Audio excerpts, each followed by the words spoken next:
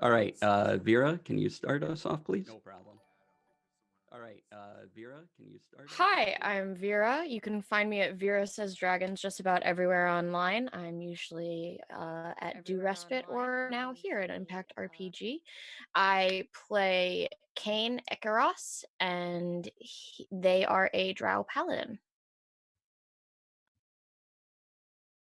So I'm Adam, and you can find me at all things social media as Adamus Lamas. I'm playing Rox Boulder, who is a hill dwarf wizard.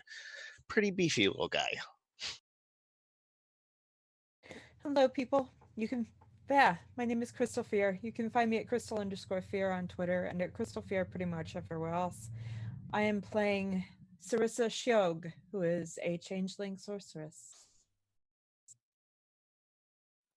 Hi, everybody. I'm Lori. You can find me online pretty much anywhere as Calamity_Jane. That's Jayn. And I'll be playing Molly O'Shaughnessy. She is a human rogue. Hey everyone, I'm Michi. You can find me in all social media as Witty Michi and also here on Twitch. I am playing Dawn. She is a Tabaxi cleric. All right, and I am your DM for this session, DC Lasair. That's DC LASAIR on all the things, Twitter and most other stuff. And we will start off with a recap from Lori. All right. So, the Inspectres, case file number 0001. He came into our lives, a mountain of expensive scarves and a fancy coat, looking like a grandmother's overstuffed steamer trunk. Gavin Mears, a member of a local noble family in Waterdeep, mid-tier maybe, but not without influence, and most importantly, our first official client. Having recently come across an old property outside the city, Gavin had the inspiration to turn it into the latest tourist attraction as it was rumored to be haunted. And there is nothing serious and idle-rich like more than a mystery and the chance of a few harmless thrills. But in order to draw the crowds, he needed someone to go in to document and authenticate the occurrences. And so, a bard from the upper crust, a well-read sorceress, a chillingly smart wizard, along with their stoic but crafty rogue, the protective paladin, and the bravest of fraidy cat clerics, venture to the house only to find themselves locked inside by strange runic magic. Black spectral hands claw and grip, forcing the inspectors deeper into the rooms of the house, where they must face its resident spirits and attempt to solve the puzzles hidden deep within. It's not long before they uncover that one of the haunters is in fact Gavin Mears, who had snuck into the house planning to set off a few magical effects in order to scare up a report of a haunting from the inspectors. Now trapped inside, he realizes the truth behind the rumors and that he has bought much more than he bargained for. The group battles against ghost bears, rotten riddles, and lay ghastly apparitions to rest in order to break each rune on the lock and earn their freedom. When at the last moment, with a hand on the door, victory is snatched away by an imp who would have them join his spooky host forever. Besting the imp and barely escaping with their wits and their new client, the inspectors dive from the manor as it crumbles down around them, releasing the energy of the trapped spirits into the sky. Grateful to be rescued and to help make amends for his trickery, Gavin offers to become their first official public relations representatives and promises to pay them in full. Returning to the warehouse for rest and relaxation, the inspectors celebrate the closure of their first case. But little did they know, as they reveled in rest, that on the outskirts of town, and amongst the ruins of the house, the earth is disturbed as a black ooze bubbles up from deep within. It gathers into a viscous mass before spreading out in spiderweb-like tendrils across the ground, reaching out farther and farther as if approaching Waterdeep and infecting the area all along the way. Welcome back to the Inspectors. Waterdeep has fallen. Thank you. And we settle back in to the dock ward. Kind of a warehousey location, a bit run down, which the inspectors are currently using as their home base, a bit of both. And it's been 2 weeks since we, in game time, since we last seen what they're doing. So we'll go around and see what everyone's up to. Let's start with Rox Boulder. What have you been doing? Rox has, I think, been digging into the house that they went to, and like just looking at the past, see like who owned it before, maybe try to suss out like how this place, I guess, got haunted by an imp, if maybe it was designed to do that by someone, and just checking out a bunch of local eateries. He would be maybe looking into seeing what type of wand that he got from, I forgot the person's name off the top of my head, sorry. And then he would also have brought his familiar out, which is a weasel named Doggett. It's pretty much his 2 weeks. All right. As you look into the background of the house, you uncover that was made about 300-400 years ago by an old woman and her grandson and their butler all went in. And usually the butler would go out and get food and everything, but after a while, the butler was no longer seen. It was the old lady who would go in and out, and no one knows what happened to the butler after that. And anything else you need? I don't think so. I don't really have a lot of gold, so there's not too much he would have been doing. Okay. Sarissa? Sarissa would have gone out to buy some new armor because she's realizing that if she's going to be going on adventures like these, she's a little bit squishy and is really easy to hit. So she would have gone out and gotten some just leather armor. And then would have spent the rest of her time studying her new friends, including possibly shapeshifting into them just to kind of see what it feels like. Okay. Was there anyone in particular you had focused on for these couple weeks? No, No? no, just everyone. All right. Roll me a d20. Give me a performance check.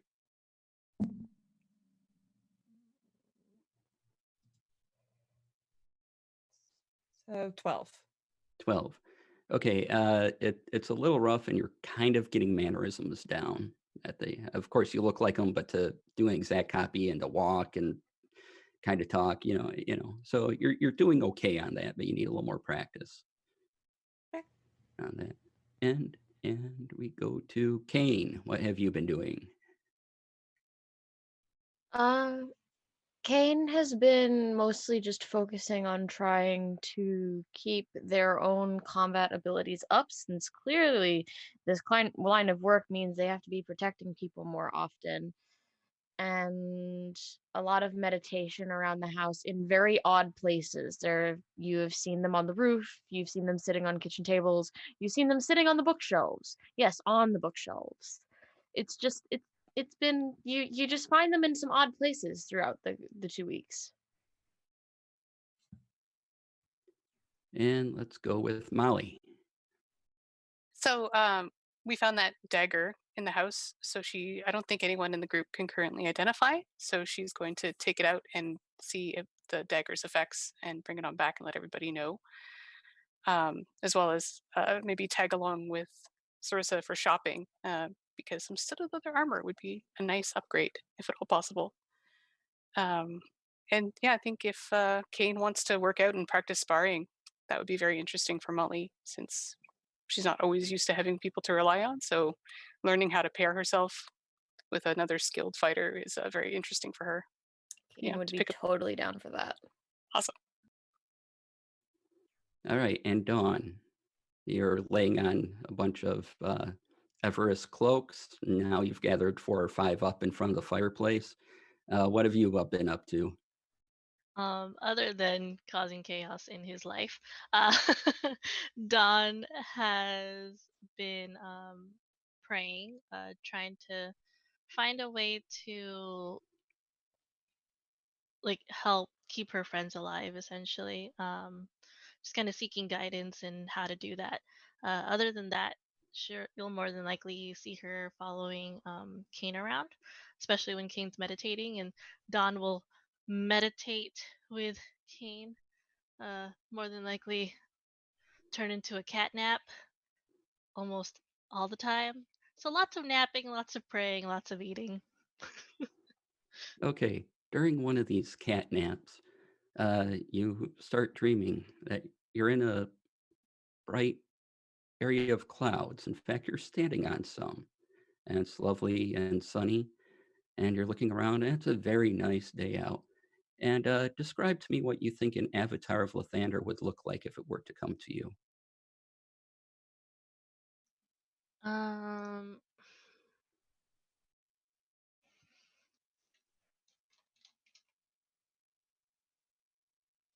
I'm like thinking, sorry, I was like, I didn't think that I would be asked this. Uh, I feel like it would be a really like, I wouldn't say buff, but like built, like well built person. He very shiny to her. Like there's definitely an aura of radiance. Where it's kind of hard for her to make out a face. Um, but I feel like yeah, that's how I wouldn't say he would look like a warrior per se, but just I feel like what would stand out the most to her is his radiance around him. And this is what you see in front of you. Hello. I know it's been rough. How are you doing? Mm, I was taking a nap, but now Yes, I I'm know. here. Yes. And your last adventure, I understand it was dark and scary. And there's going to be more of those times. Oh, no. No, I know I was supposed to get more brave and strong, but it was scary. There were hands. Lots of hands. Yes, I know. And I'm with you. Don't worry. Uh, you know, uh, do your best.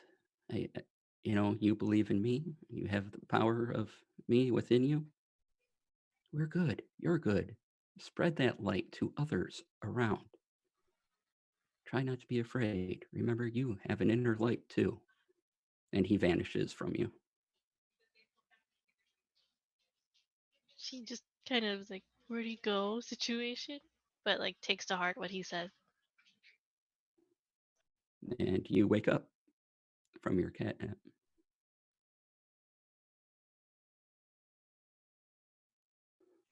And as you're waking up from this particular cat nap, outside you hear a carriage roll up and there's a knock on your door. Um, On Dawn just the kind of, outside of the building, not your personal room door. she just kind of stares at the door and she's just like thinking to herself, like, should I open it? Should I get someone else to open it? Someone more responsible? Would you prefer me to open it? Yes. The knocking is slow, but it keeps going. Kind of impatient, kind of annoyed. You stay for backup. Hey, and she just hides right behind. Kane's gonna go rip open the doors. Welcome to the Inspectres. Before you stands a Minotaur, which maybe only Molly saw last time. And he's about 7 feet tall and looks down at you and says, "Hey, Hey. Gavin wants to see you again. He's in the cart. Don't ask me why he's not coming in. I don't know. But anyway. Do I have to go to him? Yeah. Oh no. Should we get everyone or just us? I don't know. I Dawn. was told to knock, get someone out here. I'm not being paid enough for this. Dawn, you go get everyone, and I will go attempt the small talk. Okay. And I'll go to the carriage. And Dawn will run around trying to find everyone. You are back. Are you here to drag us into more of your troubles? And as you open the door, he was like, "Oh, I was expecting a knock." And you see him once again, and his lots of scarves and feathers and disguising himself, and has the face mask on and looking ridiculous, even though he's clearly not going outside of his carriage, which is very fancy and decorated. But Is this style of dress a tradition in your country? Am I underdressed? no, it's my disguise. But you are not leaving your carriage. Yeah, I don't want to go out there. Okay. It's dangerous in the dock ward. I feel like this is true, but oh well. Are you here to drag us into more troubles today? Trouble, opportunity, not trouble. There is That's a what I difference. offer you again. Why, yes, there is. And I mean, I did up your ad to a quarter a page in the Waterhavian Times. I feel like that was me. A little credit here Oh, for helping you out. thank you for that. That is upping very appreciated. your image in Waterdeep overall. Quarter of a page. That is very appreciated. That's pretty good. That's pretty good for people, just starting off and things like that, right? Yeah, yeah. Dawn is getting everyone else. Will this carriage fit us all? Probably not, but so we've had a report that there's in the City of the Dead, the cemetery of Waterdeep, as you well know. Yes, I was absolutely 100% aware of this. I was very aware. Yes, of course. I'm sure you have been investigating weird things. You would obviously be aware of this particular place. Yes. Yes. See, you're smart already. I love it. Anyway, as you can, there have been disappearances and things like that, and a general sense that there's even sort of trees that weren't there before in the City of the Dead. And Disappearances of living people or Yeah. disappearances of dead people? living people. Okay. Yeah. Yeah. So, if you could investigate that. And my cat got out and was last seen headed towards there. So, if you could find her name is Henrietta. She's Must a find the gray cat. tabby. I would really appreciate it. The Madam Henrietta shall be found. Thank you. Where is everybody? I don't know. Where is everybody? Where is everybody? I suppose Sarissa will walk down as Dawn has been running around getting all of us and go, what's going on now? Silly man. Silly man's outside. PR man. Ah. All right. I'll go out. All right. think- Go sorry. ahead. As they kind of come around the corner trying to wrangle us all up, you bump into Molly and she's like crouched by Leland's door with her lockpicks out. She kind of stands up when you arrive. She's like, "Oh, I was just going to check on him. But he seems busy, so I'll go with you." And she just slides them away real slow. Yeah, I think Rox will be heading outside, and he'll have Doggett, the weasel, will be like wrapped around his neck like little kerchief. Friends, we have new troubles. New troubles. Yes. Gavin has brought us new troubles. Uh-huh. From the cart opportunity.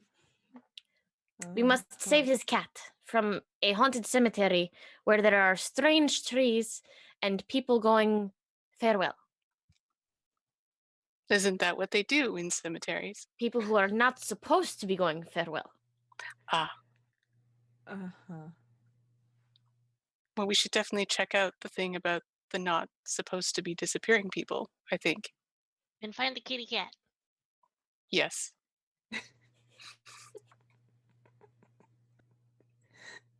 I love that that's what this group is. I love it. I love it so much. Do we all know like where the cemetery is? Yeah, you've been here long enough. You have a basic layout of Waterdeep and know where all the different wards are and streets and things. Not hard to find anything. Gavin, does this particular opportunity provide repayment for our service? Oh, of course it does. Why not? Another 200 gold, probably? Yeah, that sounds good for everyone. Seems very fair. All right. Two, Excellent. 200 apiece? Yes. Oh. What's the catch? Find my cat? It will be like herding cats, You know, which is maybe. not so different from herding all of you. I resemble that remark. You do, but you do it very elegantly, so therefore you can get away with it. Is there a sorry. No, you go. Is there a possibility to get some of that up front so we can get healing potions? Oh, yeah, just a second. Benny! And the Minotaur walks over. Yeah. Get 50 gold out of the back for everyone, please. And Benny walks over and he's like, oh. And he doles out 50 gold. And he also goes to Kane and says, hey, he's making you look for the cat, right? Yes. Yeah. Here. And he pulls out a little package of, it's a small little package. He says, this is cat food, essentially. Feline's fanciest feast forever. It's a brand name. And if you put it out, the cat will come to you easier, something. I don't know. But I keep some on me just when I need the cat to be somewhere else. Masterful strategy. Yep. Thank you. Mm-hmm.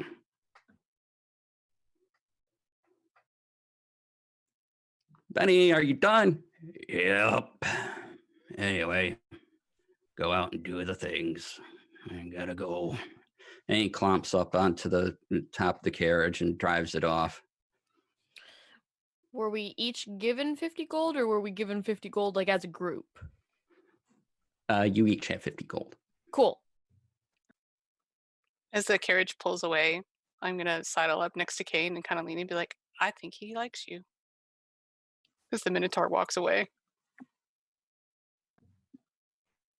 I'm a nice person, so I would hope so. He gave you a gift. No one else got a gift. It's cat food. I kind of look at Dawn, then back at you. Not for this one. I see. Well, we should get a If move I on. give you the cat food, does that mean then that I like you? It would be an odd gift, but I would accept it. I give Molly the cat food. I'll take it. Put it in the bag. For later. I think Rox would be using Rox would be using a minor illusion to make the Minotaur like kind of like studying it, because I don't know how familiar he is with him.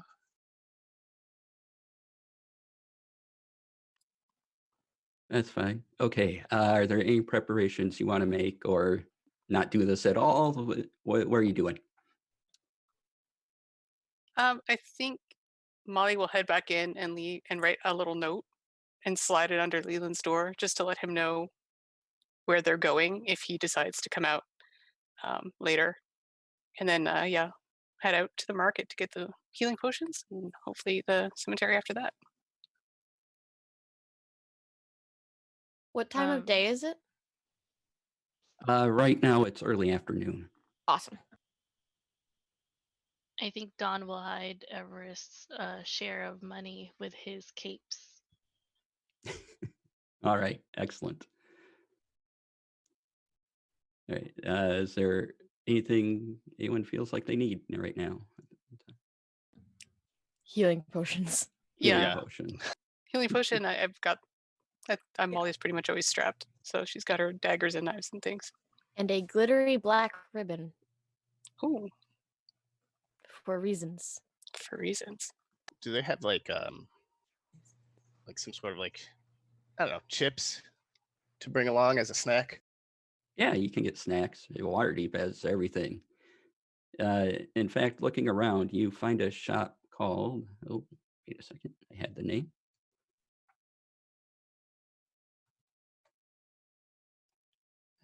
Let's see. Yeah, you find a shop called Salarath Soups and Salads, and they serve the best soup around and are really known for their sweets as well, and have some decent chips. And you go in and able to get a large bag. Nice. And I'm assuming since we're near water, do they have saltwater taffy? Oh yeah, Oh, I grab some of that too. awesome. Anyone else? Anyone else? Everyone can get a healing potion for about 20 gold. Basic. Nice, thanks. Basic is 2d4 plus 2, correct? Yes. Sweet, I'll buy 2 of those. If they have enough, yeah, I'll get 2 as well. Mm-hmm. Any luck on a glittery black ribbon? Oh yes. Couple copper.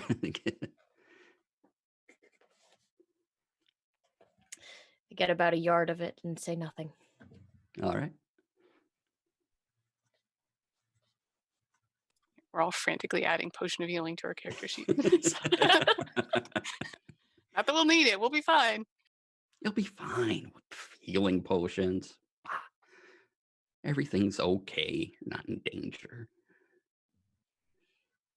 That word just spiked my fight or flight instinct. So that the whole statement, just fight or flight, just went whoo.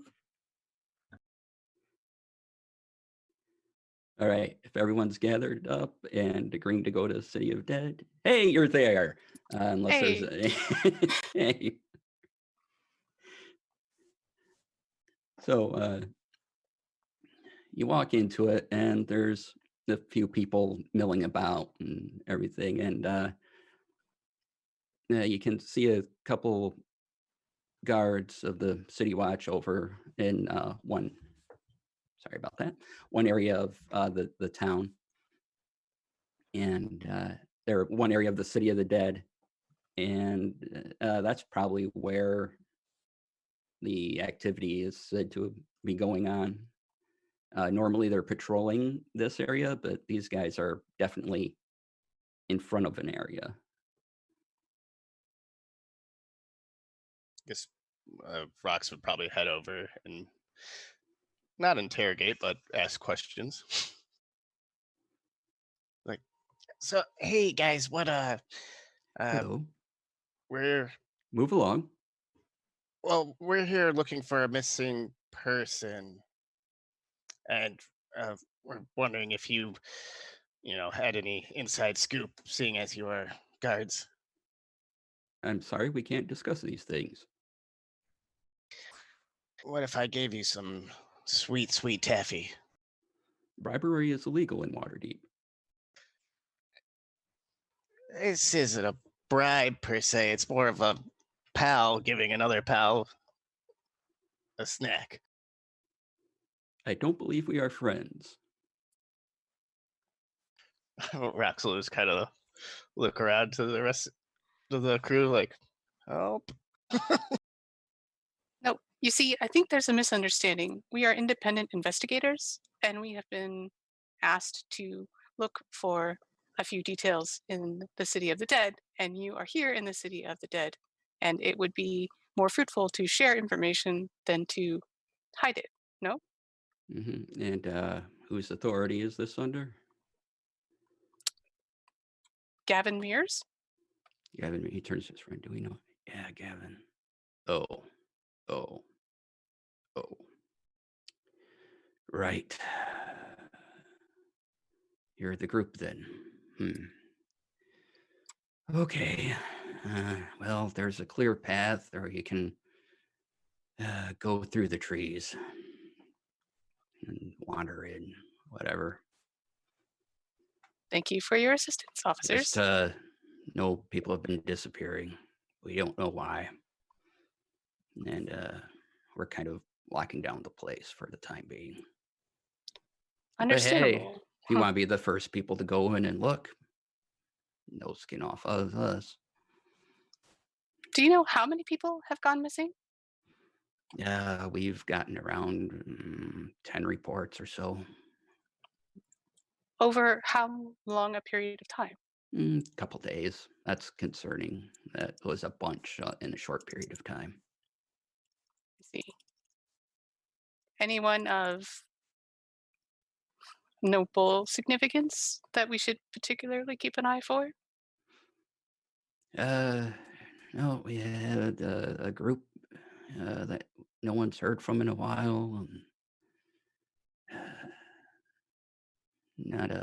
No nobles or anything like that so far. I see. Well, we will do our best to get you some answers and perhaps find some people. Also, have you seen a cat? Well, there's always cats wandering about. I don't know where they come from. A gray tabby cat. Maybe.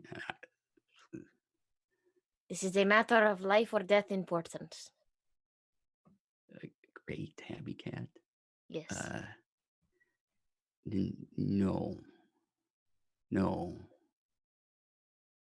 Curses. Thank you for your honesty. I really can't add up that situation of how that equates to life and death, but yeah. Thanks. Anyway, can go in. It's fine. I hate dealing with that guy. All right. So, how do you want to go in? There is a clear pathway in, or you can go through a bunch of trees and stuff.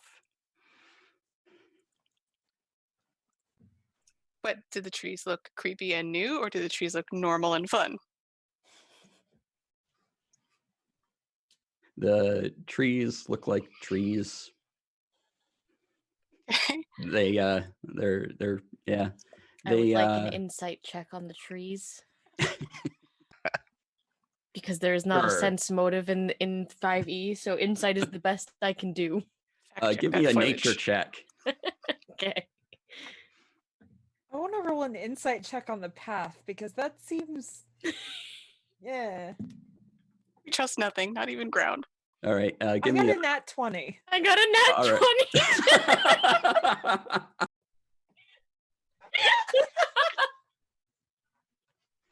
Excellent. Okay. High five. So the trees, even though the ones you can see in front here have some greenery on there, you've kind of looked beyond them a bit, and they appear to be mostly dead. Bark is rotting, and things like that. Brown leaves cover the ground at this point. As you look at the path, it seems to be just a nature trail of sorts, and has a light fog on, just weirdly on the bottom of it. About you can kind of see it, the path between the wind blowing and the little bits of fog there, here and there. It's probably ankle high on you.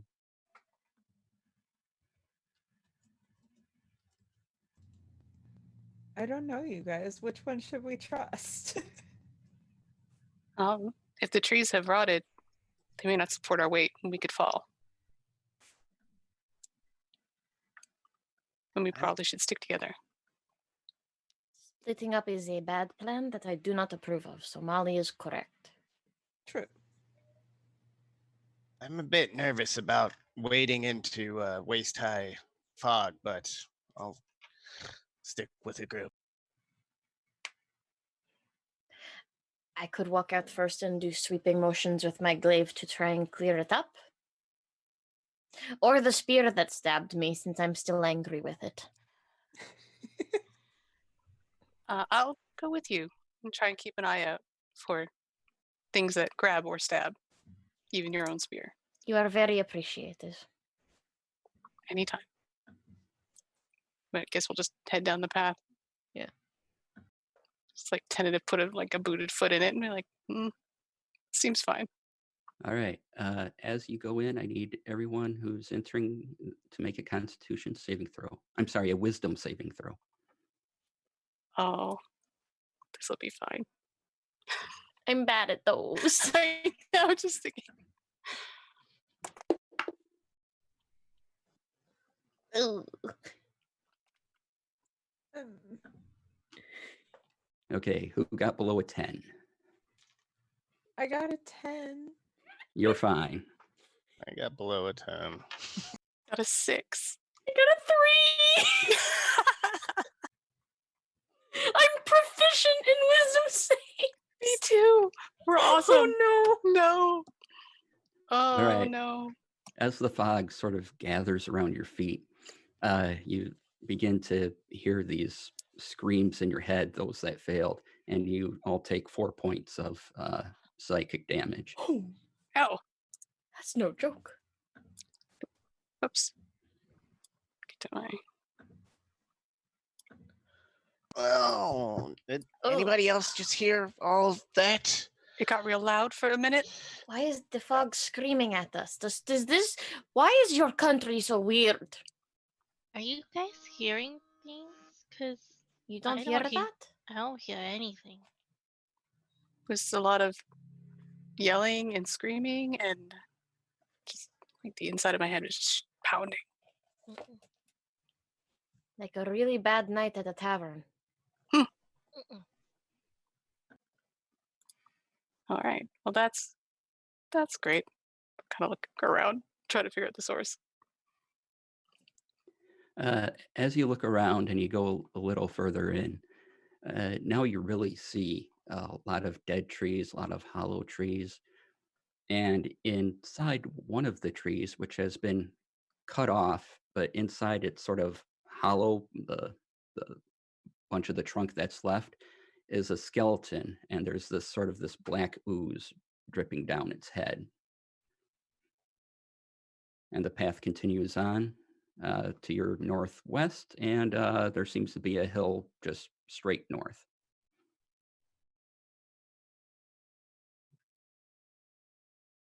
If we kind of check out that skeleton, does it seem like a fresh body that was decayed by whatever that black stuff is? Or does it seem like an old dead body that was somehow in the tree? Can we tell the difference?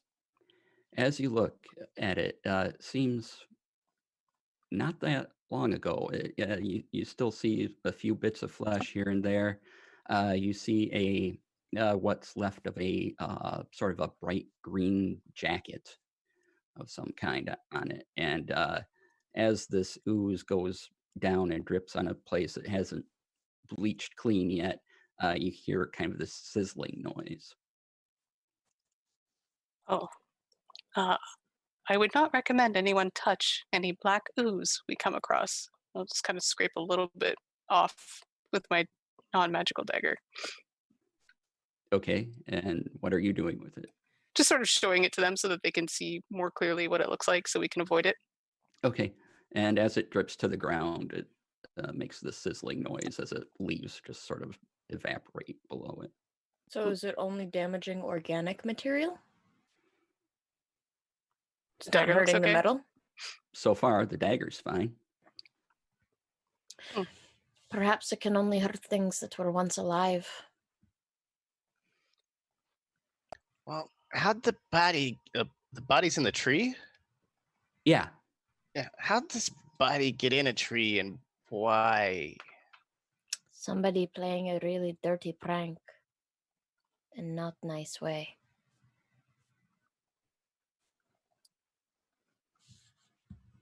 That's an interesting question. The pose of the skeleton, what does it look like it was trying to hide? Is it like curled up? Like we're gonna, Pompeii ash mold this or something? it is straight and stiff as if it was standing straight. Wow. And it seems to be shoved in here in such a way that it fits within the trunk of the tree that remains. Well, we might have found one of the missing 10. That's not a good sign. I will make a note. Yes. And everyone be extra careful. The fog screams and the trees eat you. This is a very weird cemetery. It's not normally like this. I've been through here before. I've never spent very much time in cemeteries before I joined you all. Perhaps. Go ahead. No, you go. She's going to say, I just like them because they're quiet. Sometimes you need to get away. Perhaps burying people inside of trees is like a new eco-friendly way to take care of the dead.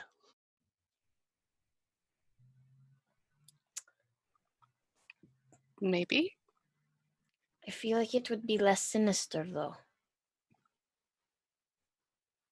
We'll put it down as the hypothesis and continue our investigation.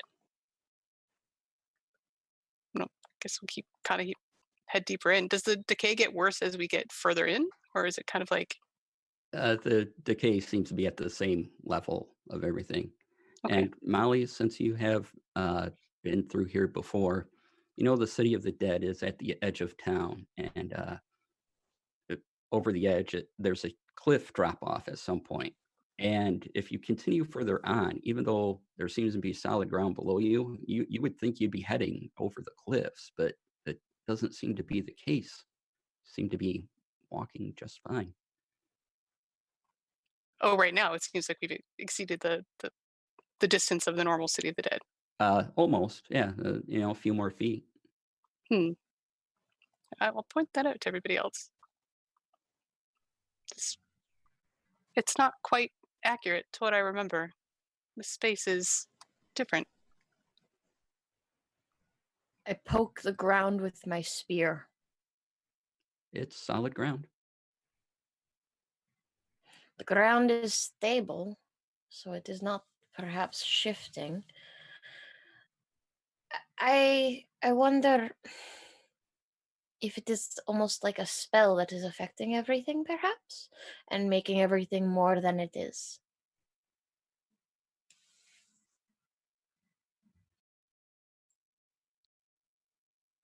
Well, Or are we in the City of the Dead at all, and we get turned around in the fog and end up somewhere entirely else, perhaps even a different plane? I don't know. if we have a moment, I can cast Detect Magic and maybe see if anything is amiss. That seems smart. We can set a perimeter and protect you. Okay, and then he'll, I guess, start the ritual, and hopefully nothing happens to him. Okay. So as you do this for 10 minutes, the fog raises in level and it goes up to about, say, Sarissa's knees now. And everyone can make another wisdom saving throw. Keep saying Constitution. I'm going to go ahead and use the portent for one of my rolls. Sure. 30-20. Awesome. Natural right. 20. I know the screams now. 12. All right. Anyone below 13 this time? Oh, it got higher.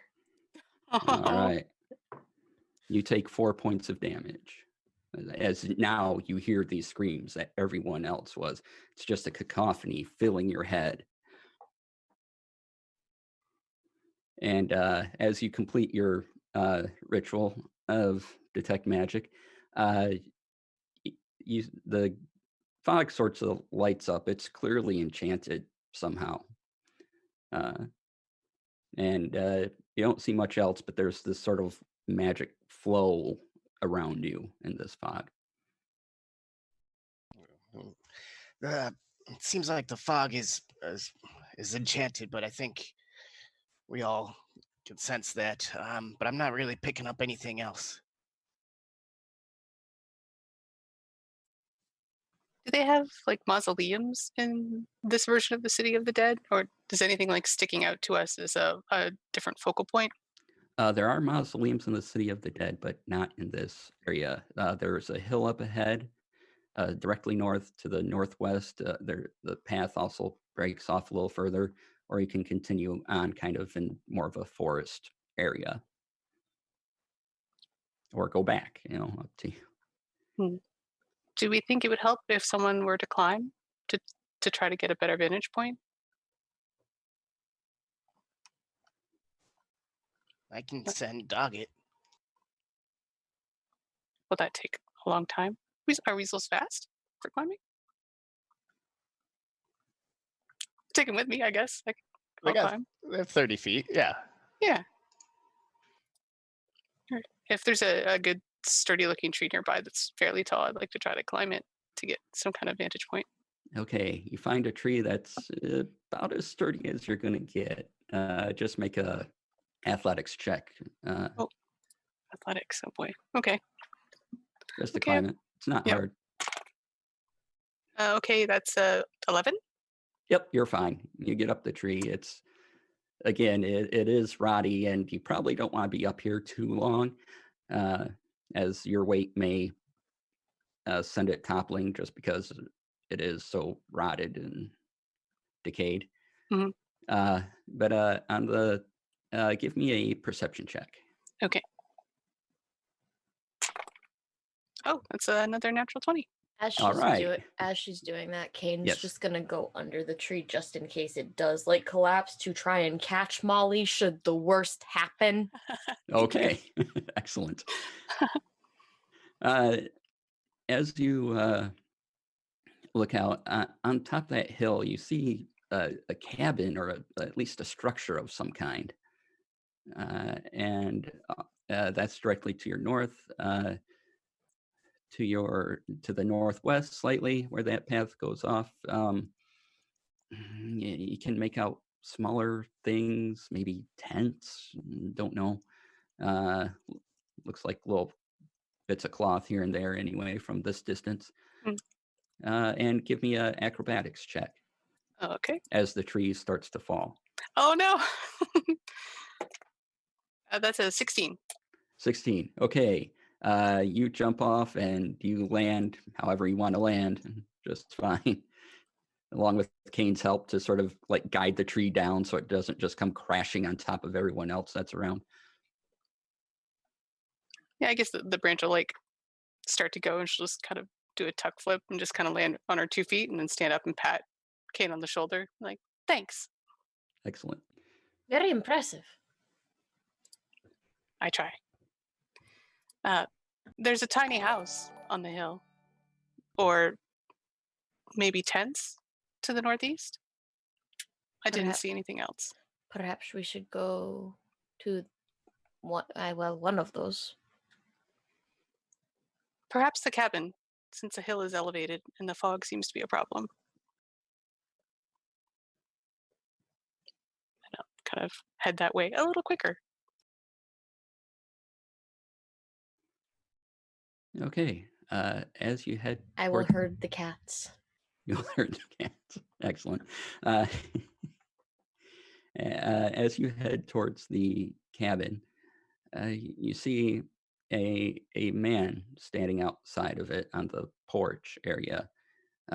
He's a big burly guy, a bushy beard. He looks like he belongs in the woods. He looks around and he walks to his door, and instead of opening it, he just sort of vanishes inside. And you hear a meow from on top of the roof. Can we see the source of the meow? And yeah, so you hear a meow in reply, and you hear a little kitty paws on a wooden roof. I'll take out my most treasured present of the cat food. And like shake it a little bit and see if anything happens. You're just shaking the pouch. Yeah, well, I mean, because this could be food. just a cat, not the cat.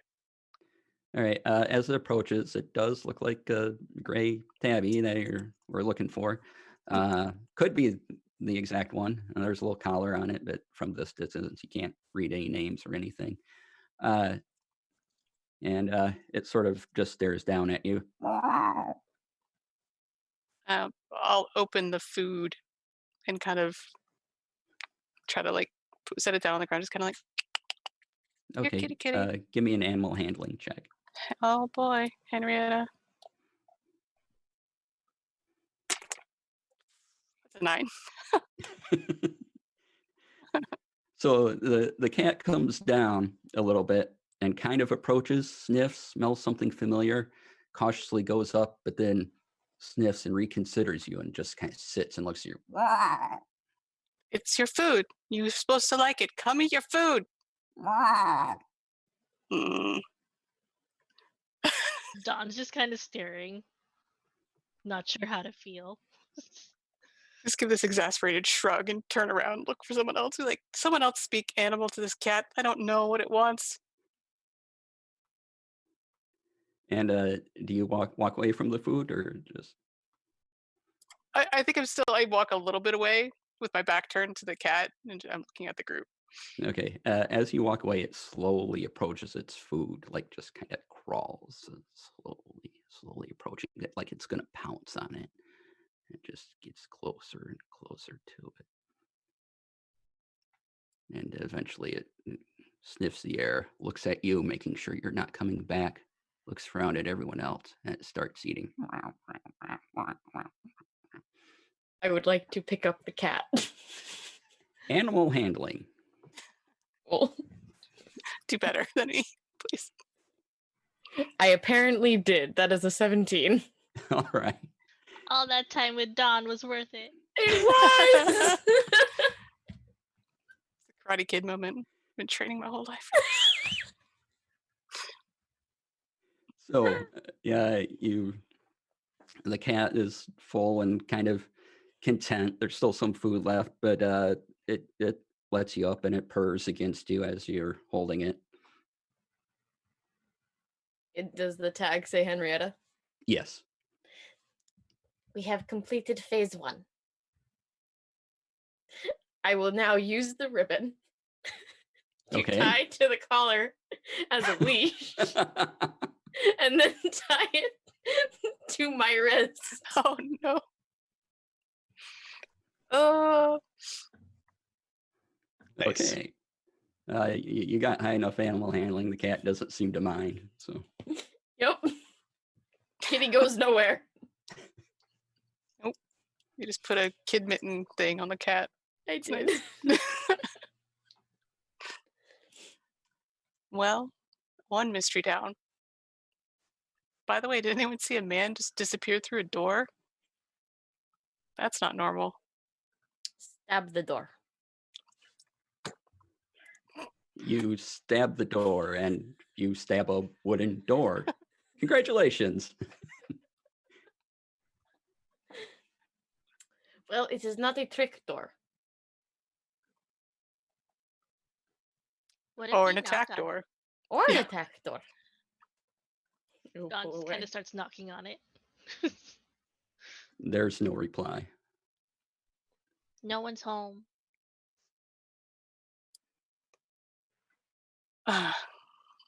Well, just open it very carefully. Okay. You open it and inside it's a rustic cabin. There's a wood stove, a little couch. There's an end table with a small picture on it. Looks like a pencil drawing of some kind. There's a safe in the corner and safe in the corner. And there's a little hallway and a room off to one side. Calling. Hello? Strange bearded man. We're coming in your house. Okay? Your words just echo in the cabin. Shrug and move further in. All right. You're inside a cabin.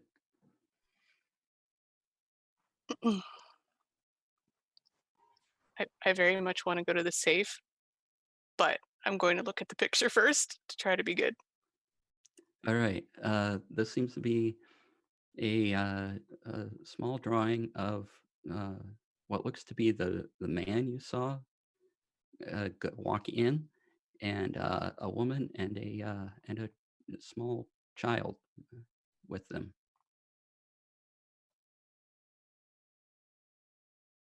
I'm like, oh no, not this again. Ghost family. And I put the picture down. Again? We were just in the house with the lady and the mean boy. Remember? No, I know, but like twice so soon? Well, it's just a theory. But look, I'm gonna show her the picture. Oh yeah, Show no, them. this is going to be a ghost family. And the picture's in a small frame, and has one of those little cardboard backs. And Can I take the back off to see if it's got like little names written on the back, like me, mom, Toby, mommy, and daddy? It does, actually. And there's a date as well. It seems to be what you would reckon as roll a history check. Okay. Let's see. That's a 21. 21. The date on the back would indicate that was sometime during the spell plague. Oh. Great. And on it seems to be, and on the back are the names Henry, Melissa, and Eloise. So, and Eloise. Mhm. Hmm. Okay. I don't think they would have been here for quite a long time. Do we want to check the safe? You do, so you should check the safe and I will check the other room. Just to be safe, and I'll head Yes. over. Sarissa, would you come with me to check the room? Of course. Thank you. And I will head down that hallway and into the other room. Okay. It's a bedroom of sorts. There's 2 beds in there. One is obviously for a child, and the other one is probably where the other 2 in the picture slept. At least it's large enough for 2 people. And there is a small end table with a drawer on it inside this room. And back at the safe, there is a number lock on it. Mm. So it would take me a while to kind of like safe crack it. Well, If- you can give me a sleight of hand check. Okay. Kind of using your thieves tools to, you can kind of mess with the lock a little bit, or the hinges and things like that, if you Okay. want to try to open it. Yeah, I'll give it a little try. Rox will be very loudly eating chips next to Molly as they're trying this. As I'm listening for the click of numbers. Don's trying to get some of the chips too. So as you're trying to do this careful thing, roll that with disadvantage. Oh no. Okay, well, that's a 12. A 12. Yeah. You're getting it, but we'll take some time. Back to the bedroom. What are you doing? Should we just go for the end table, or should we flip the mattresses and see if they hid their money there? Let's go for the end table first. All right.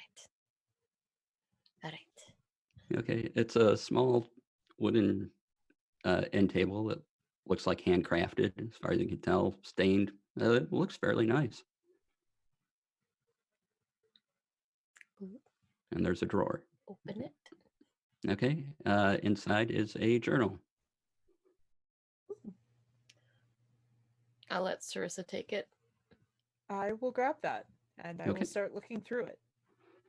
All right. As you begin to look through it and read, as Molly's taking a while with that safe for some reason, usually much quicker. We don't know why. But so as you begin to read it, you discover this is the journal of a man named Henry, who you can guess is the same Henry of the portrait. And he describes coming here with his wife and daughter And one day, the fog was very high, and his wife went missing and couldn't find her. And eventually, the same happened to his daughter. And it was tough looking because the fog was just relentless, and he was worried he couldn't find his way back. So he did slow, careful searches, and day after day he seemed to do this. And one day he reports finding a lantern that seemed to clear the fog away. And there was no. He describes it being unusual, as there was no apparent fuel for it, and it just glowed all the time.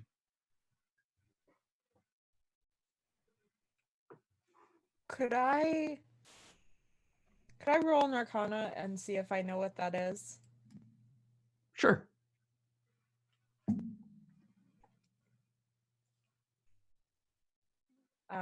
19 plus 4, so 23. 23. Okay, and roll a history at advantage. Back here. 16. Wait, 16. Okay. sorry. No. Wait. Dirty 20. Because Dirty I have 20. 24. Excellent. Okay.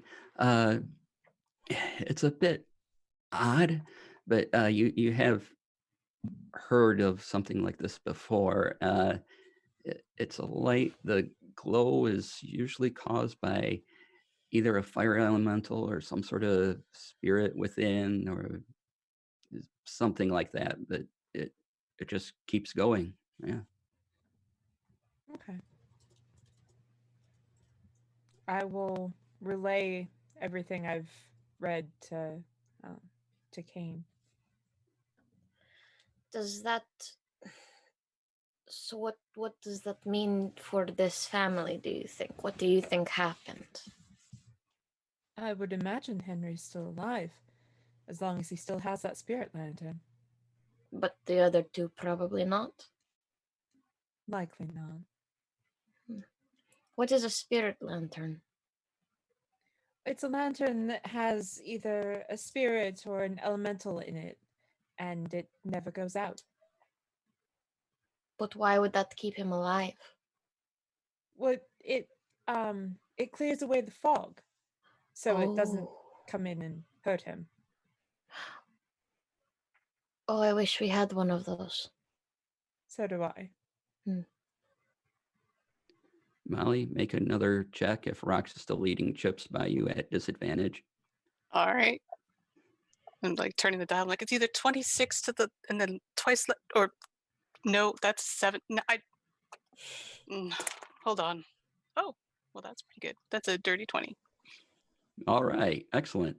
You open it up, and inside is a lantern. And you can see at the bottom what looks like a little flame, but it's resting, and it looks like a person almost. Oh, I get real close, kind of look at it. Well, this is new. No, take it out really slow. Be like, Mr. Sergos, man, this is for science. And I just take it real slow. All right, you take out the lantern. I mean, it must be important if you keep it in a safe. And I'll hand it over to Rox to look at. I'll take it and cast Identify. Okay. Yeah. As yeah. well as a ritual, so it'll take a moment. Oh, you're going to take another 10 minutes, or? Yeah, it's not. I don't have it prepared. Okay. I'm As gonna search under the mattresses in the other room. Okay. You find bits and bobs that have been lost before. Some copper, a couple silver, I'll give them all to Sarissa. some dust bunnies. They're just bits of dust, not actually like bunnies made of dust or anything like that. You got Kane's hopes up for a second. I will construct all the dust into a bunny and give it back to Kane. You are an artisan of the highest order.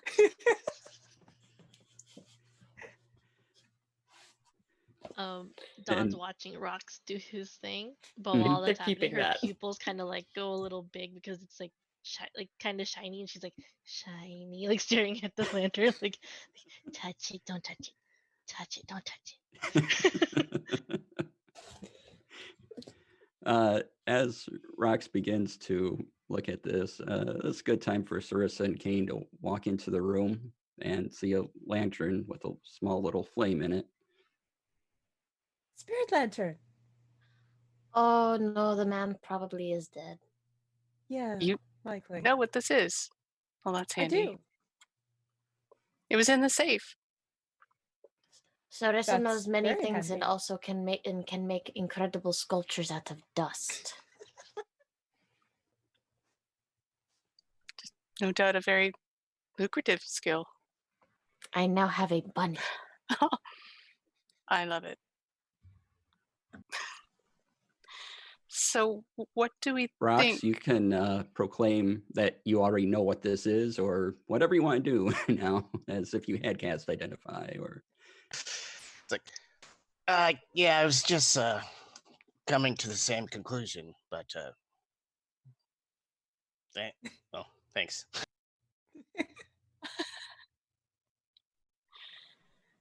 It's good to have it clarified. Hmm. So, if we go back outside, this will keep us safe. Yes. Great.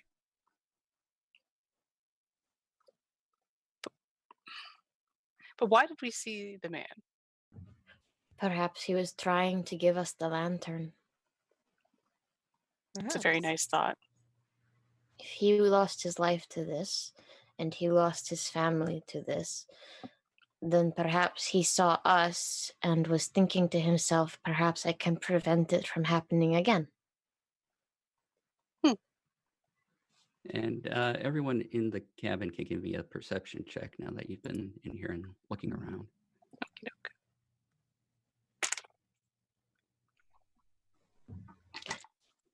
30-20 again. Dirty 20. Okay. Kane, you find a small locket kind of under a couch cushion, like you went to sit down and just it sort of felt weird. And A trinket. Oh, shiny. I open it. yep, and it seems to be a very small, very fine, well-made picture of the older woman in the picture that Oh. you had seen previously. I think it was his wife. Oh. How sad. I look at Henrietta. Do not eat this, and then I put it in my pocket. It's just been pulled around all through the house. Oh. Well, put the picture back together and put it exactly where it was before, because the ghost family is going to be nice to us, so I don't Okay. want to disturb their stuff. Well, now we have a lantern. Do we want to keep going? We still don't know what's causing this fog, and apparently You said you saw tents. to the northeast, yes. Well, northeast of where we were. Should Yeah. we try that then?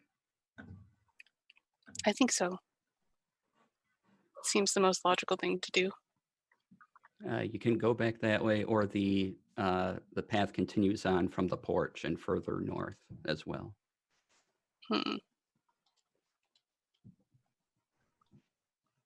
What does everyone else want?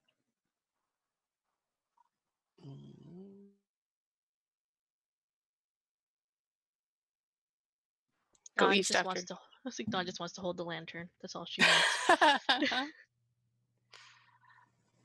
It's fair. Does it cast once we're outside, like a fairly, how much of the fog does it disperse so we kind of know how to position? As you go back outside, from the top of the hill that you're on, you can see the fog has increased to about waist high on the humans and elves, so probably covers Rox at this point, or close to it. Hmm. So it seems to you go and the little figure inside almost seems to look around and dance a bit and starts glowing, though it seems more faint than what you would think. It does seem to cover your everyone's area roughly. Okay. Well, that's good. But we don't, since the fog is now getting significantly higher, no landmarks heading down the path further, just path, trees, various tombstones. Oddly enough, you haven't seen tombstones since you've been in this woods. It's just been dead trees, the crunch of leaves beneath your feet. Could I try a divine sense? Sure. What's the radius on that? That is such a good question that it does not give me an answer to. Hang on. Yeah, no, it does not. It does not tell me what the radius is. It just says, as an action, I can detect good or evil. I can sense anything affected by the Hallow spell. Know the location of any celestial fiend. Oh, wait, there it is. 60 feet. 60 feet. 60 feet. Within 60 feet, you do not detect anything. Okay.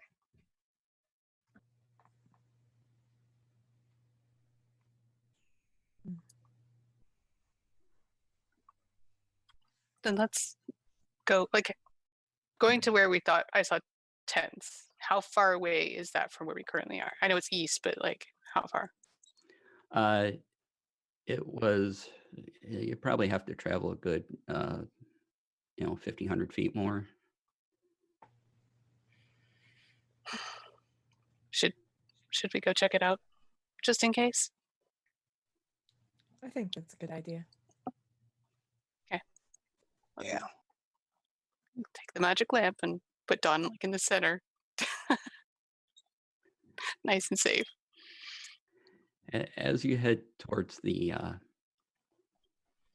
tents, and the light is keeping the fog away from you, almost like you have a bubble around you of light, and above your heads and every which direction. There is suddenly a flapping noise, and an owl flies right above your heads. Make a perception check, everyone.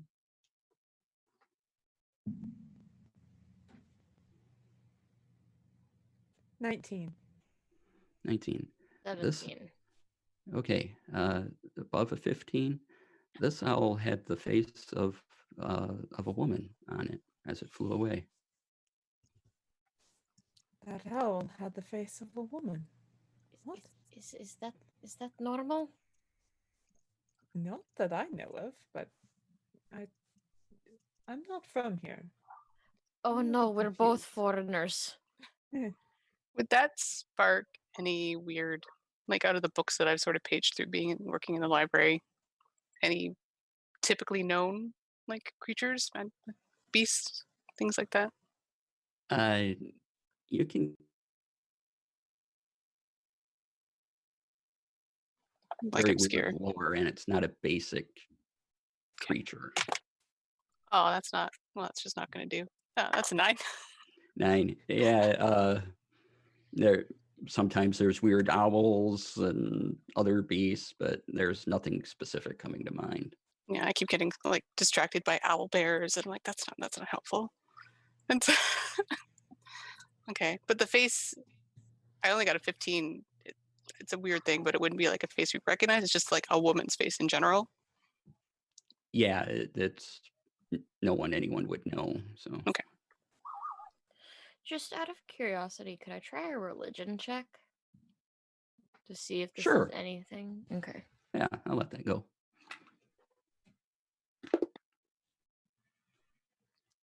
18? 18. Okay. You have heard of it's not a solid myth by any means. It's a little sketchy, but you have heard of a hag that can turn into an owl and has this face, and usually it's ill portent when one is seen. So I have good news and bad news because I am thinking now. Which would all of you like first? Bad. Bad. That is an ill omen of an evil hag. What? Oh dear. Yes. The good news Fun. is hags can die. What's the bad news? That. Have I gotten this game wrong? Sorry. What would a hag have the power to corrupt the trees? Like, Would I know that? You can give me a history check on that.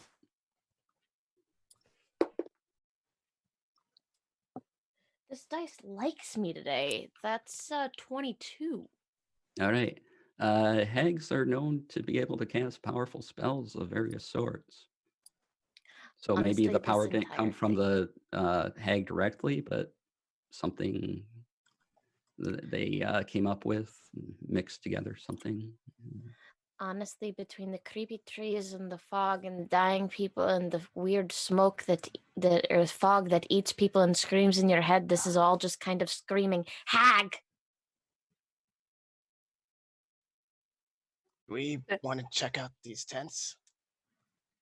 I think the hag just left. Should we follow the hag? No, let's steal her shit. we could investigate Good idea. our site, yes. There might be a survivor in there. I mean, That probably too. not, but Optimism is good, is it not? By definition, I think so. Cool. Yeah, let's head to the camp, but keep an eye out for any more owls with real life faces on them. Sweet. All right. As you continue on, as you get closer to these tents, the fog is less for some reason, and this seems to be a clearing, and you see various humanoids, elves, dwarves, humans, halflings, about 9 of them. One's just sort of staring hard at a tree. Another 3 go into a tent, and a couple are just laying on the ground looking up at the sky. What is this, Woodstock? Probably. But they're all alive, just going about random tasks. Yep, they seem to be, whatever weirdness is going on, they seem to be ignoring. And the fog is less. Yeah. Are there still trees like lining this area? Oh yeah, Or- there's trees. This seems to be a small clearing area.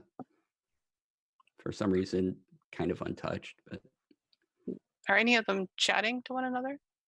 yeah, they're talking. Give me a perception check if you want to Okay. pick up. Yeah, I was going to ask if I see someone talking, if I could kind of enter stealth mode and leave the group a little bit to go into the trees and kind of get up around Oh, sure. to get a better vantage. Give me a stealth check then. Okay. Okay, that's more like it. Come on, dice. Stealth is a 23. As you get ahead of the group and you leave the area of the lantern, the group becomes hard to see, and I need you to make a wisdom saving throw. I keep saying Constitution. It's a wisdom saving throw. Okay. Okay, that's not bad. That's a 22. 22. Goodness. You are fine. Okay. You go up to this clearing, but again, the group, you're not quite sure what direction they were in. But you can see the campers now, and you're up close. So if you want to give a perception to hear the conversation. Okay. Oh, sorry, I read the wrong one, but it's still a dirty 20. So I think that's still okay. Yep, you're fine. Okay. And then perception is 16. 16. Yeah, you can hear them go, do you know where Billy went? No, he was going to get some snacks. Yeah. Yeah, snacks. Yeah, that sounds good. You got snacks? No, Billy was gonna get the snacks. Oh, okay. And they just kind of continue on in that way. It's just they're very like on a mellow, very level. Yeah. Okay. Yep. I will try to find my way back to my friends to let them know that. Like they seem not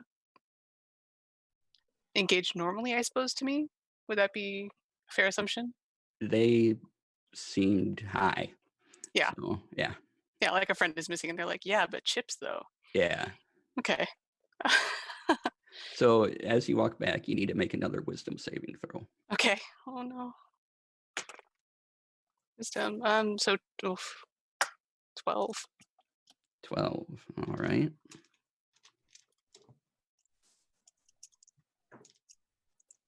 You take 6 points of damage as the screams are even louder in your head than before. Yeah. There's like a moment where I just like my knees just kind of buckle and I'm like down on the ground, just like And I need you to make a survival check because Okay. it's hard to find your friends now. oh no. Okay. Survival check. 19. 19. You find them. You're back in the group. Just kind of stumble my way back into the light and kind of hug Dawn's legs for just a second. Okay. I learned a couple of things. Are you Number 1. okay? No. Number 2, don't leave the lantern.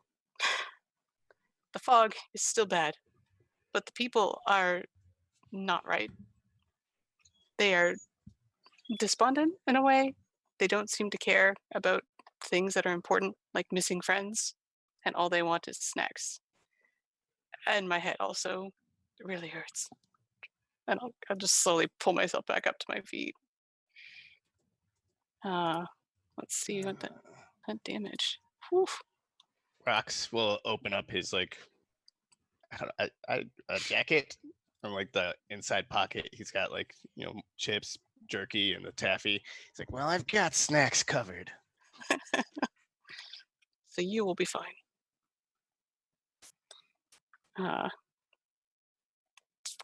Do we have like a second as I'm standing there recovering that I could drink one of the health potions? Yeah. Okay. Oh wow. While she's drinking that, Dawn's just kind of praying, like please, please, please, like let Molly be okay. Oh. Well, your prayer worked because I rolled maximum healing goodness, so appreciate it. So I'm back up to full. Look much better. Do we want to go see the people, or do we want to try to hunt a hag? I think we need to hunt a hag. Okay. All right. And as you go off to hunt a hag, that's where we'll take a break. All right. Ooh, okay. See you in a bit.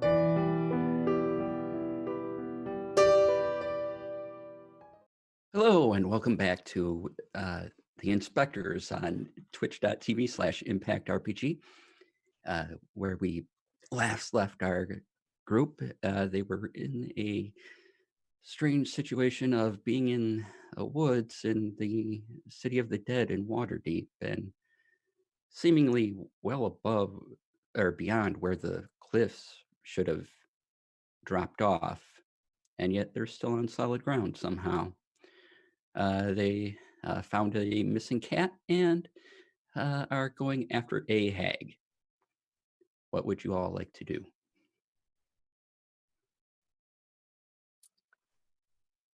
Did we see which way the hag went? If you want to track the owl, it flew north above and over the cabin. Okay. We- So we need to go back the direction we came. Do we want to leave the cat with that group right there, so it's not in don't- battle? I don't think we would ever find our way back. It's true. I barely found you when I left the fog. So maybe we should keep Henrietta with us. With But- us, but perhaps not me, since I will probably be frontline. Dawn, would you like to take the cat? Dawn looks at Henrietta, puts out her paw. Give me an animal handling animal handling check. I can speak, I swear. At advantage. Do our cats get along? That's what we're about to find out. Is it with an advantage? Yes. Okay, so make sure I'm doing this right. So that with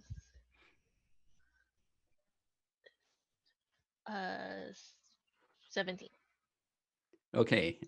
Yeah, it comes up to you and sniffs at your paws and rubs up against you and purrs. Dawn's just like, we'll stay safe together. The leash still trailing from it. I will give Dawn the leash. Dawn will hold it, attach it to the lantern. Hold the lantern. Smart. Okay. As you look at the lantern, it seems that there's the small figure inside is sort of dancing around a bit and just glowing as best they can, but it does seem weak.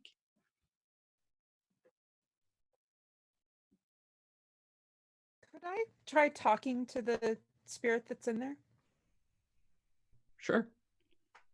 Do they speak at all? You talk and it seems to stop and sort of kind of point your direction as it knows you're saying words, but there is no sound coming from it. Okay. Never mind then.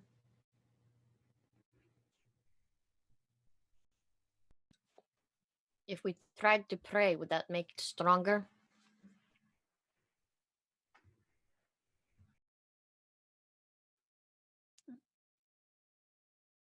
Are you going to try to pray, or you want to make a religion check on that, or All of the above. okay? Yes. Well, I rolled a 5, so I'm not very religious.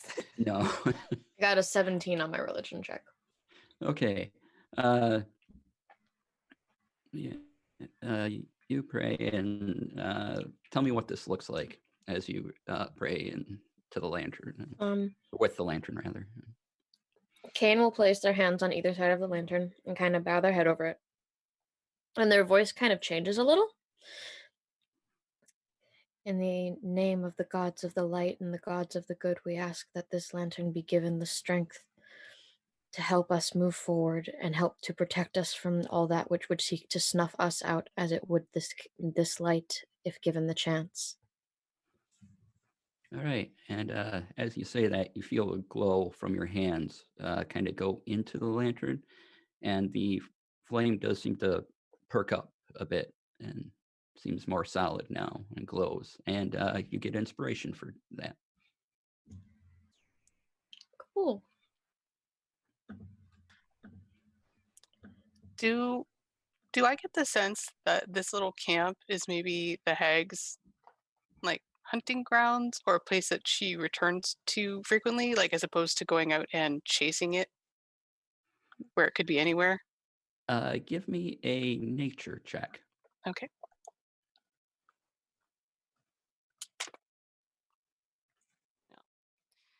Nature is a total of 8.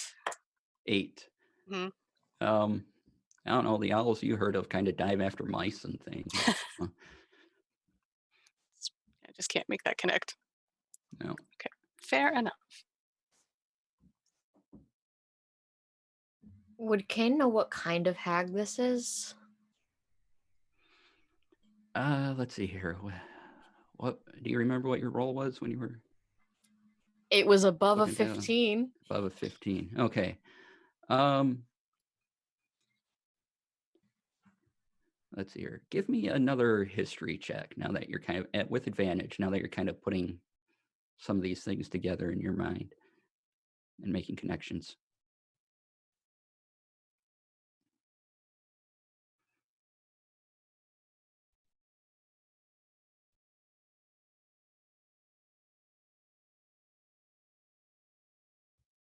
That's going to be a 17. 17. There are various legends of hags and things like that. You kind of hit on one through your studies and things. One particular one called the Blue Hag, which seemed to have this ability of turning into an owl and looking after its, finding its prey by flying around. And yeah, it is known to eat people, children, all manner of beasts.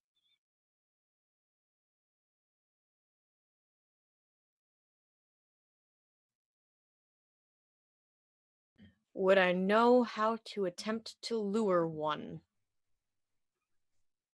To lure one? Yes.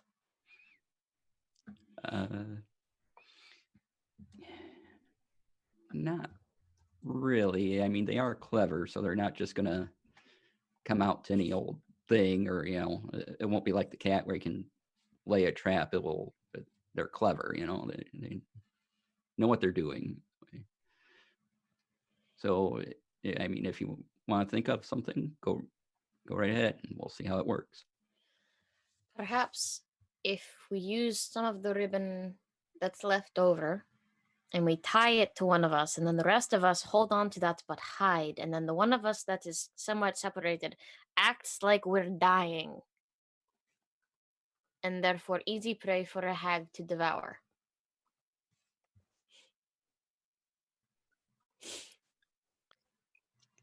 I think that sounds like a good plan. Sarissa frowned. I don't think she agrees. I wasn't not agreeing at anything. My only concern with that plan is the fog. The person separated from the lantern would suffer. So if it didn't happen quickly enough, I can heal myself if I must. I'm just trying not to use magic because I would like to be able to hit the hag. Hmm. Well, we could try pursuing her and see if we have any luck. Why not? Don't they say that a cat's cry sometimes sounds like a baby? Who says that? When like a cat's in distress, it makes like a wail and it sounds like crying. I think you are a frightening Dawn. Like Dawn exchanges looks with Henrietta like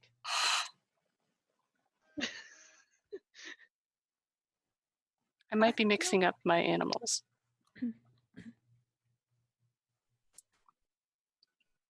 Something to think about. what if we make a fake body and we can make noises close to it and like hide, and hopefully she'll come after the fake body.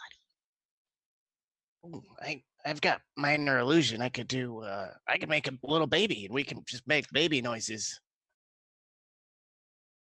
You're both geniuses. This is turning into a very twisted fairy tale. Shouldn't be so surprising, I guess. Well, let's head out then. All right. Try to orientate ourselves the way the owl flew away and head that direction. All right. You head back up over the hill, and you start going beyond the cabin. Again, staying close to the lantern and Dawn, because she's still in the center of you all holding it. The fog, though, you can see around you in your bubble, it has risen to at least neck height at this point.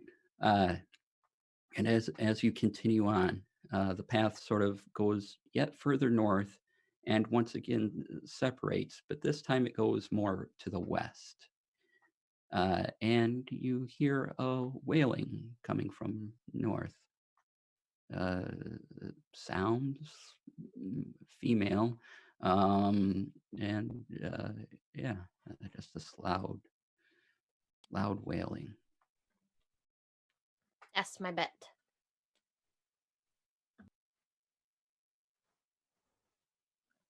Does it like a wailing, like crying or screaming? Like, Like crying, like in pain, and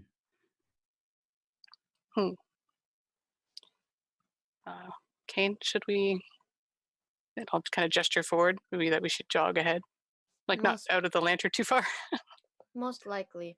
I would also say, however, to be careful, because if the hag can shapeshift into an owl, and if I remember correctly, she can shapeshift into other things to try and lure us so that she can hurt us. So don't trust your eyes. Could be a trap. Mhm. Got it. I'll draw the short sword Smells. and the witch dagger. Smells like a trap. And I'll put on mage armor.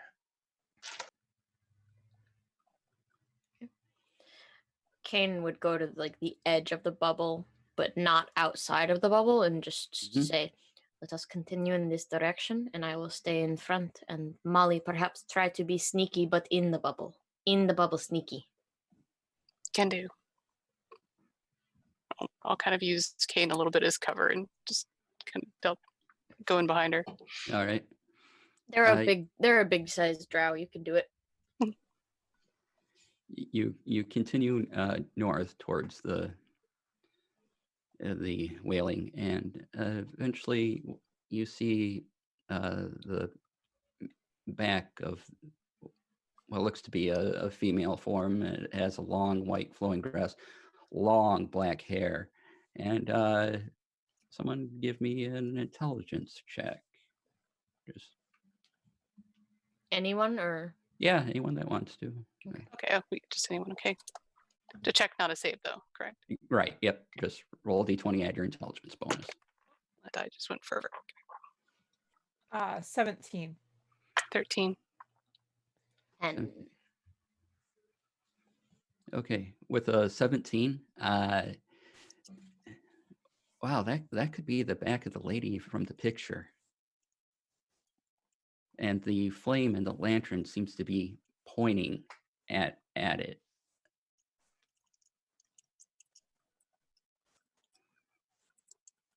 Huh.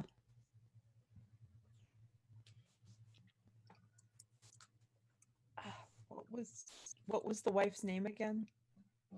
Melissa? Melissa. Melissa or Melissa. Eloise? One of the Melissa, two. most likely. Yeah. Melissa?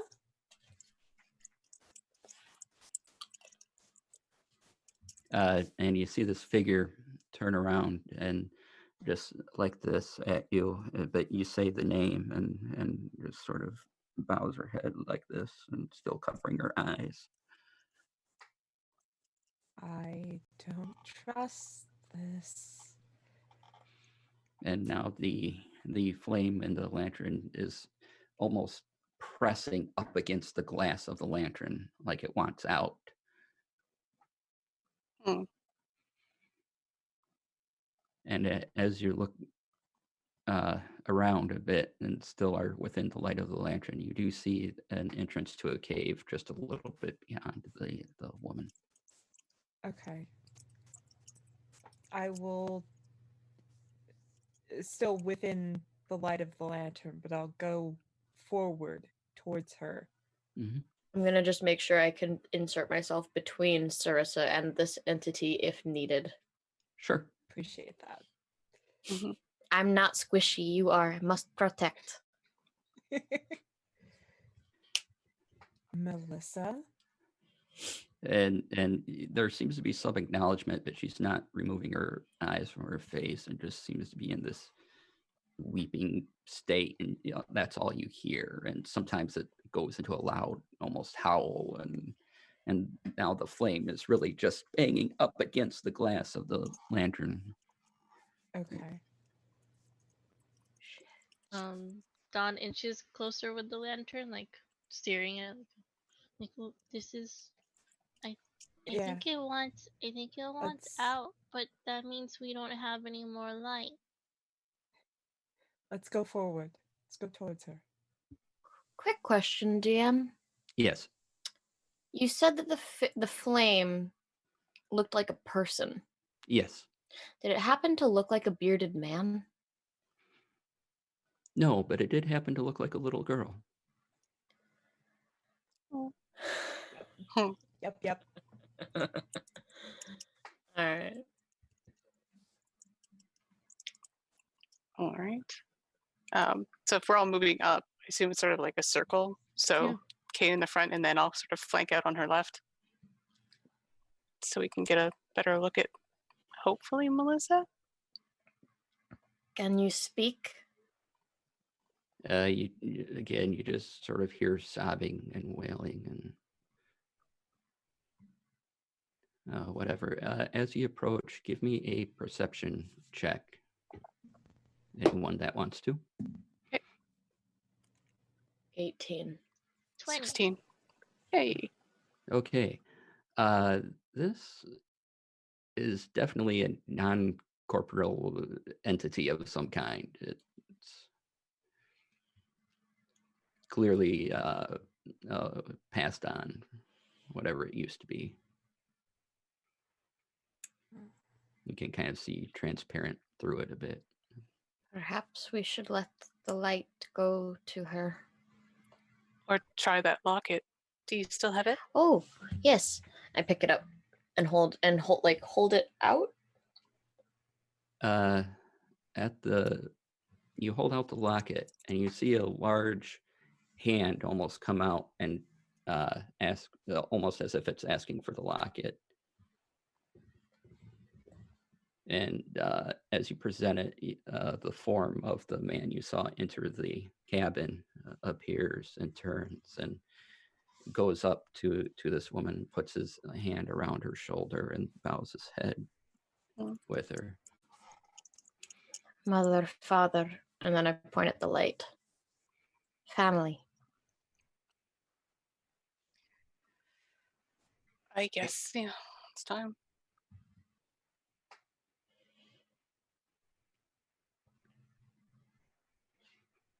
Yeah, should we break the lantern? It doesn't Yeah. just open. Yeah, you can. It just opens like a normal lantern would. You can remove the hood of it. Okay, so Don opens it.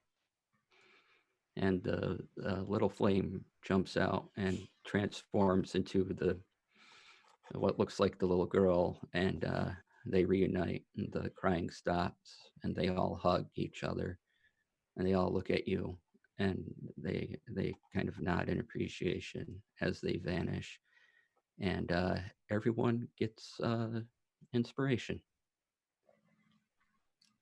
Oh, did- yay. We did something You're good. completing it, and there's still a bit of light, and it's slowly vanishing around you as they're disappearing and the fog is coming back in. And now we are screwed.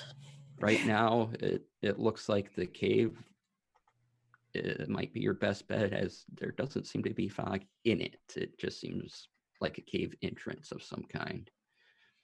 I'm gonna herd the group that way. All Let's right. move quickly.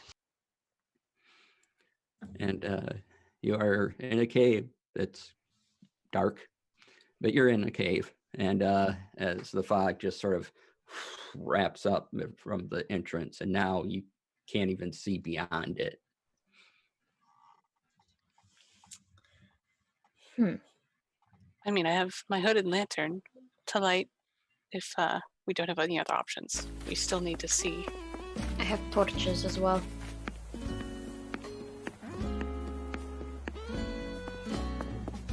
What do you think happened with the family? I think something hunted them one at a time and maybe enchanted the poor girl into the lantern first. That means that the father, the whole time that he was looking for his daughter and his wife, had the daughter in the lantern that was keeping him safe. Quite possibly. I think that's the saddest thing I've ever heard. Well, they're together now, and that's all the best we could do for them. And I'll take out my hooded lantern and I'll give that to Dawn probably, so she can walk behind us, giving us just a little bit of light, but not splashing the room with light. Oh, I was just gonna cast light Oh, on the hey. she's holding the lantern still, so she's gonna just use light on the lantern. Even Nice. better. Okay. Yeah, take out the tinder and be like, oh, The lantern glows with your light, and it shines out in all directions, and the cave continues downward, and kind of a slope down. You can follow that if you wish, or try your luck going back out. So Sorry, go ahead. no, you. Can Rox send Doggett out ahead? And I think to make a scout. yeah, And it's got advantage on perception checks with hearing and smell. I don't know if hags have like a distinctive musk, perhaps. yeah. Daggett's not really going to know what that smells like. Fair. But yeah, he does run down, and after a while he comes back, and however you communicate, he says the path continues down more, or seems to be a way off to the east, about another 80 feet down. Well, looks like we've got a couple of choices.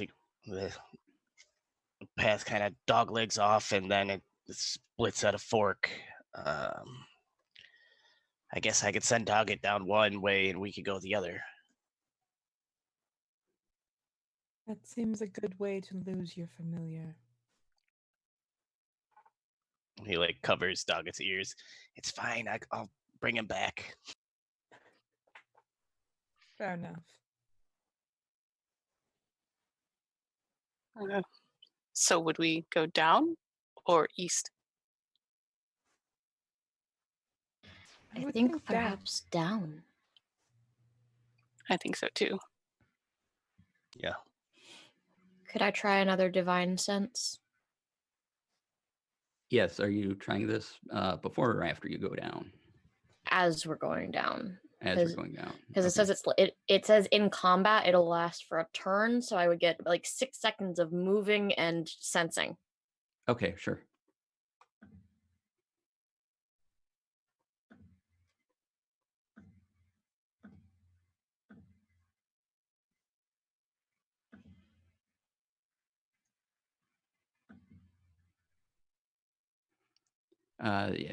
Sorry. You do that, and as you move down, you definitely detect a fiend further down. It seems it's pinging. Oh, the hag's here. Oh, she's here. She's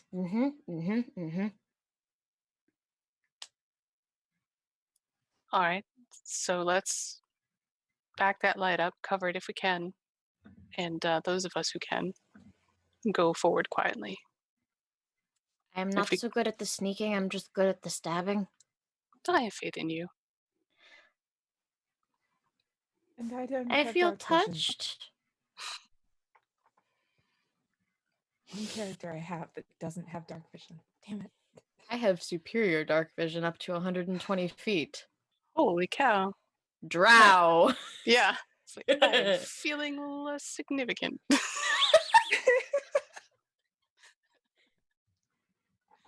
It's fine. I can't go out in sunlight. The sun hates me. Yes. All right. I will go to well, I guess we don't have to worry about the fog, so I can move just to the edge of what I can see and go into stealth mode. Okay, make a stealth check. Okie dokie. I would also like to attempt to stealth. Sure thing. It'll be at disadvantage, but I'm gonna Same. try. All I'm right. going to use that inspiration because I'm a rogue and I should be better at my job. I have inspiration. If I use that, can I cancel out my disadvantage? Yes. I'll Oh my allow it. god, yes!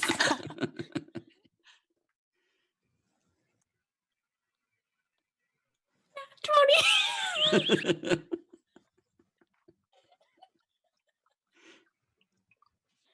I got a 17. All right. Motley, you're pretty sure you're hidden. You're not quite sure where Kane went, but you know, Kane's kind of ahead of you somewhere.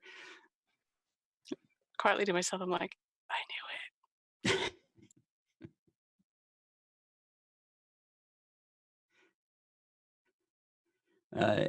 As you continue down, the from the pathway to the east, you kind of hear weird snuffling and grunting, but you can keep going, or if you want to take a detour, but you know the hag is further along this decline. So you keep going. I think I'm gonna keep going towards the hag. Okay. And hope that the others are doing the same thing, since I'm apparently invisible now. Can Rox look through Doggett's eyes and I guess maybe see what this snuffling or gruffling was? I'll say you send Doggett over, and he comes back, and however you two kind of worked out communication, you get the idea that there is a pile of something over there, and there's these big furry creatures sniffing and chewing on things. Okay, we basically do like whole pantomime, but like he tells me everything telepathically, but it's just like for everyone else's benefit.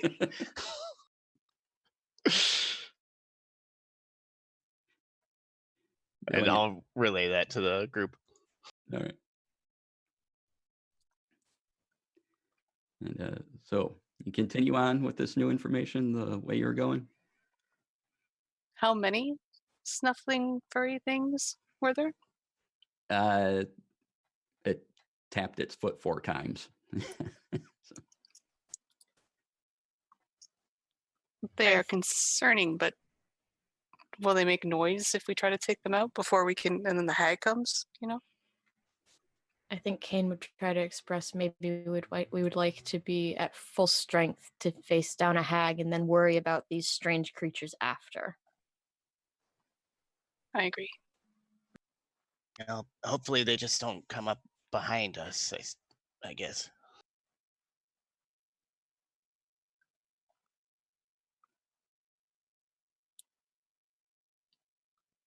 Yeah, I don't know how far away the hag is from this space, but maybe your tiny weasel could stay somewhere in between, and if they come, it could run to us. Yeah, I think he could alert me, and I'll tell Doggett to hide somewhere, but like, in a spot where he would see them coming. All right. Yeah, he finds a little outcropping, can just sort of perch on, and just kind of looking back and forth. And you continue down as you have your little advanced scout troop looking for you. And the cave kind of curves around, and you can, at this point, hear sort of noises, clangings, and bubblings and things like that. It seems like if you just go around the corner, there's some light shining out to you.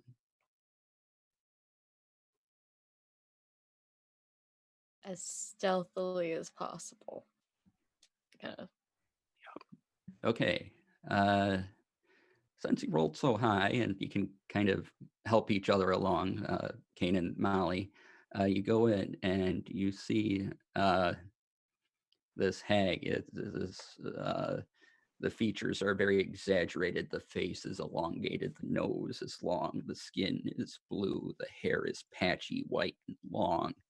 The eyes glow a yellowish color as there's sort of a cauldron in front of it and various potions and other alchemical things around it. And it's going about whatever it's mixing.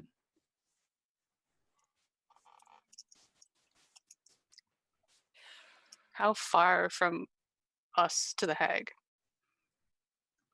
You're looking at about 40 feet. Hmm.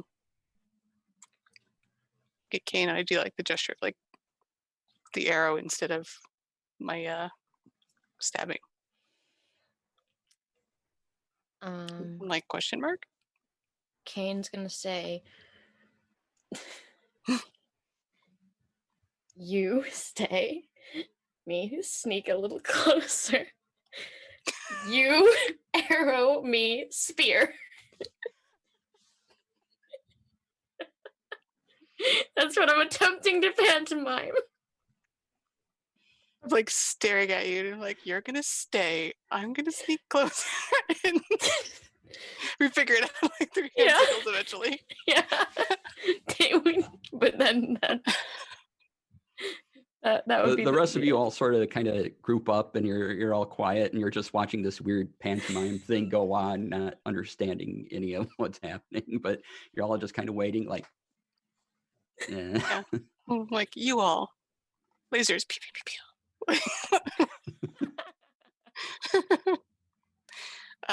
It'll kind of like wheel around to get into position to be on the opposite side of the cavern mouth. I'm gonna try and sneak just so that I can be still hidden, but ideally within range of throwing the spear, which is, as I look at my sheet, where's the spear? That's a long sword. I don't want to throw that. Be really funny though. Okay, so here's the thing. I always mix up how a range works. It says 20-60. So right, 60 is your long range, and Okay. yeah. So as long as I'm within the it. 60, I'm okay. 60 will be at the disadvantage. Okay. And that's kind of as far as you can throw it and still count on some type of hit happening. Mm-hmm. So if I could get within 30 feet? Okay, I will need you to make another stealth check at that point. Yeah, I had a feeling. And this one will be at disadvantage, so pray for me.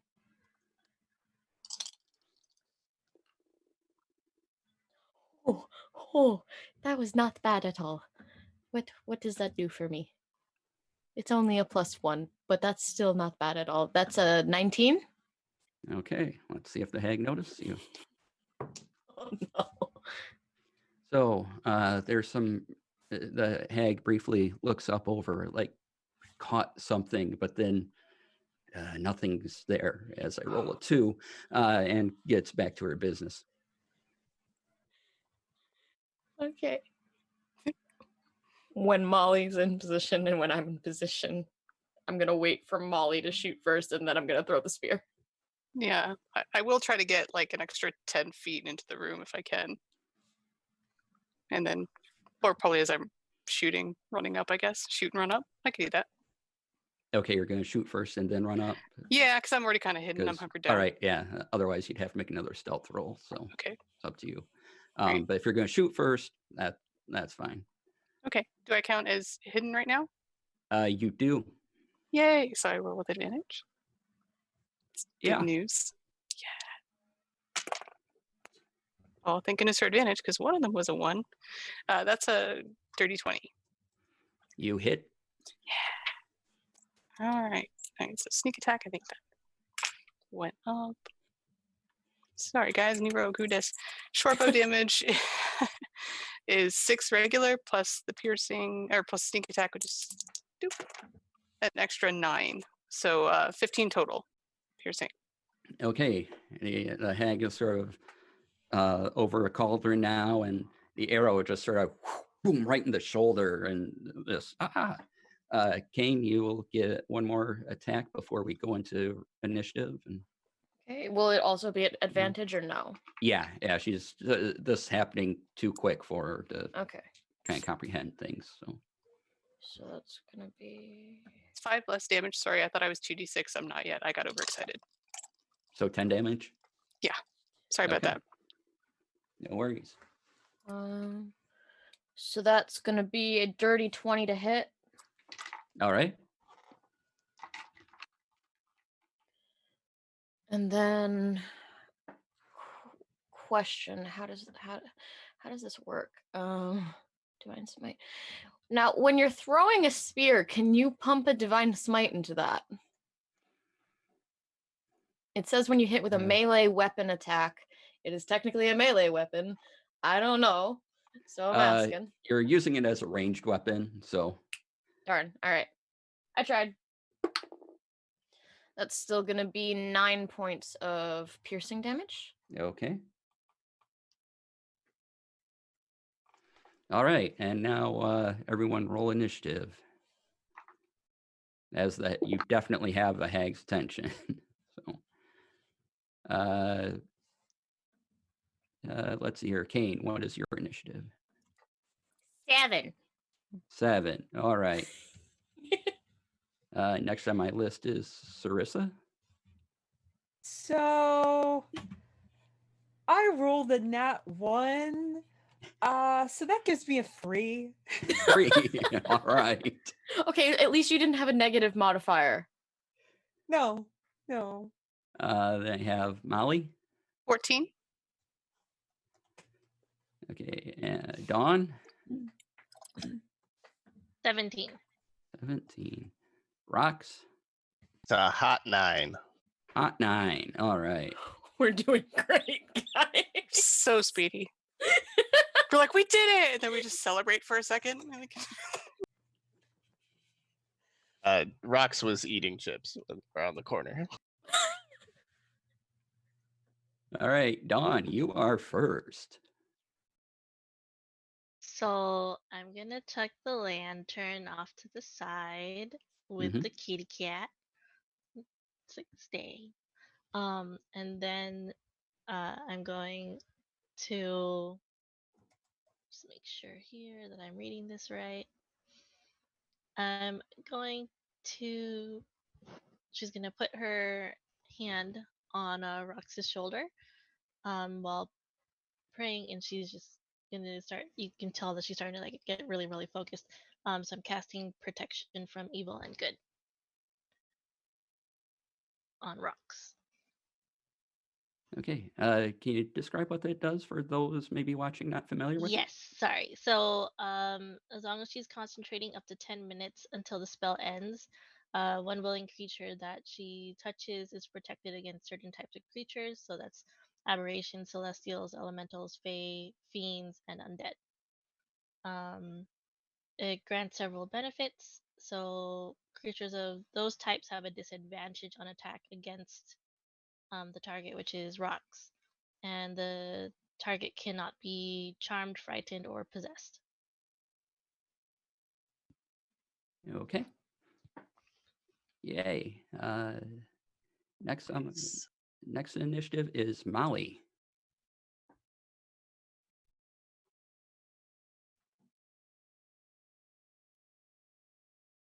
Muted. You're muted, dear.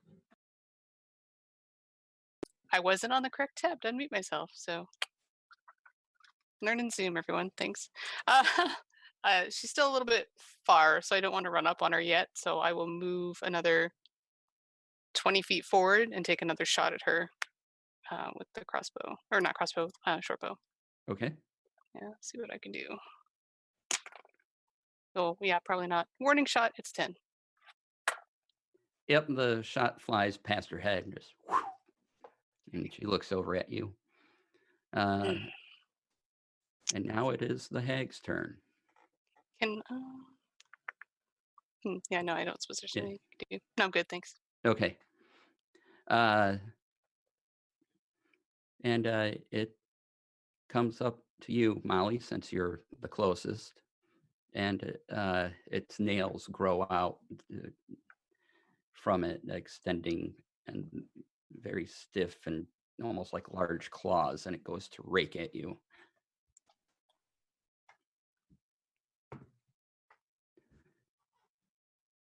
Does a 18 hit? Oof, yep.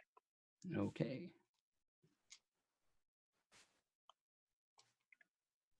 That will be...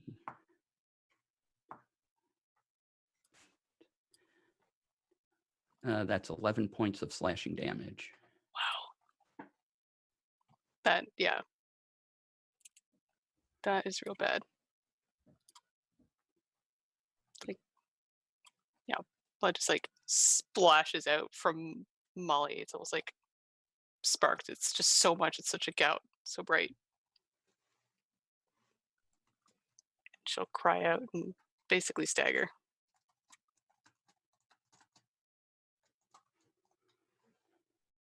All right. That's the hag's turn. Rocks, you are next. Rox will quickly like brush the crumbs, like brush himself to brush get the crumbs off his hands. He'll like run around the corner to witness what's happening, I suppose, and shoot off a ray of sickness at the hag. And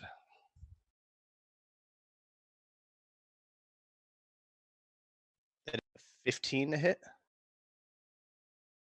A 15 is a miss. So the spray of sickness goes off, and she just kind of holds up her hand and it just bashes it away almost. Oh, well,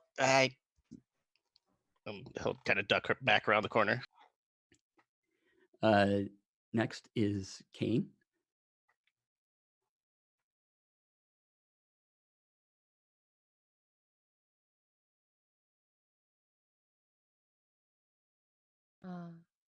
Does that happen before I go or after I go? How does that work? It is for Sarissa, so. Okay. So you get your normal turn, Kane. Okay. Right now.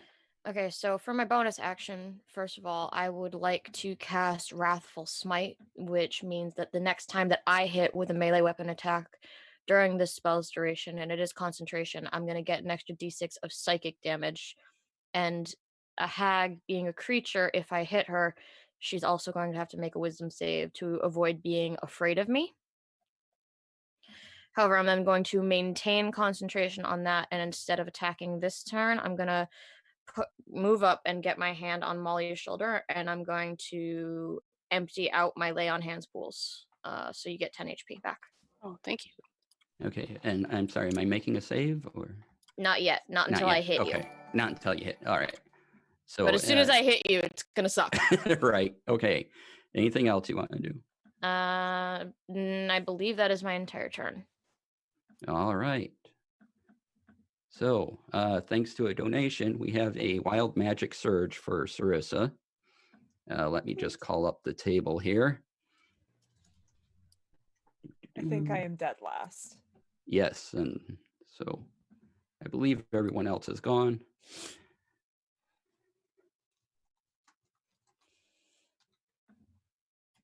And let's see. All right, roll me a percentile die as you prepare. Something just infuses you and you feel this burst coming forth from you. Strange, but 60. 60? Yeah. 60? Okay. You regain your lowest level expended spell slot. I hadn't done anything yet. But thank you. Okay. Well, And in that case. It is your turn. Yeah. Huh. Okay. All right. I'm going to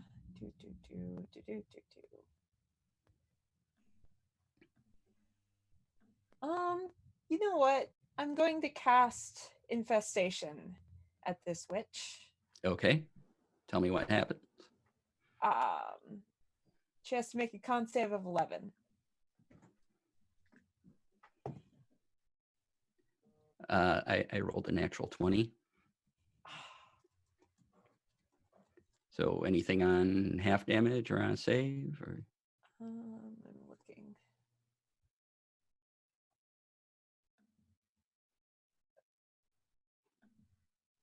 Nope. Okay. So the wild magic infused in you, and you go to cast a spell, and all sort of seems to come out, and instead of expending that spell slot, you just sort of gain it back instantly, and but nothing else happens to you. So I wouldn't have had to use a spell slot anyway because it's a cantrip. oh, okay, so never mind.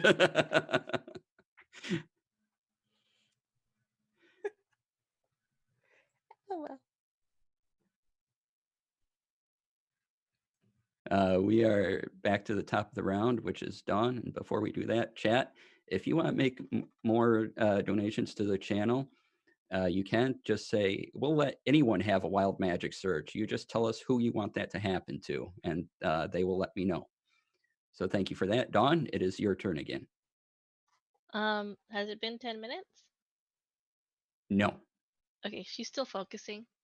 As long as she keeps her concentration, Rox still has the protection, so that's pretty much what she's doing. Okay, you still get your action. Okay. Concentration is. I don't think she's gonna honestly move from where she is or do Okay. anything. I think she's just gonna stay where she is and focus. Okay. That brings us back to Molly. All right. Well, I took a savage claw to the chest, and Yeah, then it's in melee with you now, so. yeah, and then Kane came and healed me. So I will shoot them a very grateful look, and look at the hag, madam, and drop the bow, and pull my spirit dagger, and just sort of like for a minute there, I look like I hurt myself again as I channel my own health energy into this dagger, making one of the runes light up. And I will try to like position myself across from Kane and stab at her with the spirit dagger as I burn one of my hit die to power it up. Okay, let's see. Does a 24 hit this lady? Yes, a 24 is definitely a hit. Thank goodness, because I was really scared for a second. All right, so this is brand new. I've never done it before. So the dagger does 1d4 by itself, but I just charged it. So that's 2d4 now. Okay. Mhm. Oh, since I was flanking, do I get a roll with advantage on that, just in case I get a 20? Sure. Thanks. Yeah, I didn't though. That's okay. We tried. Okay. So the dagger itself does, that's 4 plus 3 is 7 piercing, and my sneak attack will go off for another 2. So 9, I guess now, magical piercing damage total.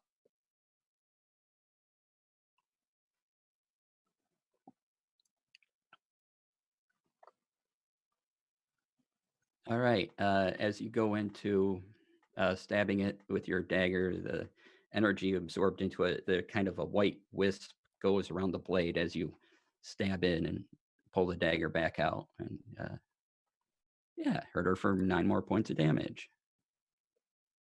Awesome. However,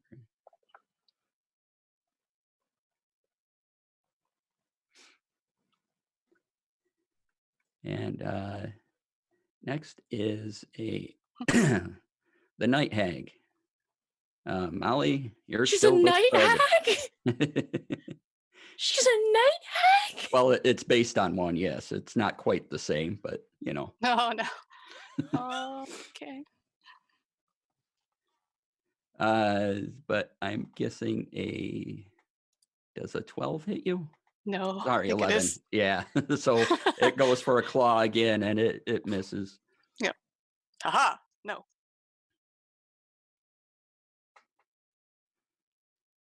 Rox, you are next. Okay, Rox will pop back around the corner and he will fire another ray of sickness at this hag. And I'm actually going to use my portent so that it would be a 24 to hit, 23 to hit. Oh, that hits. Yeah. No. All right, so that's 2d8.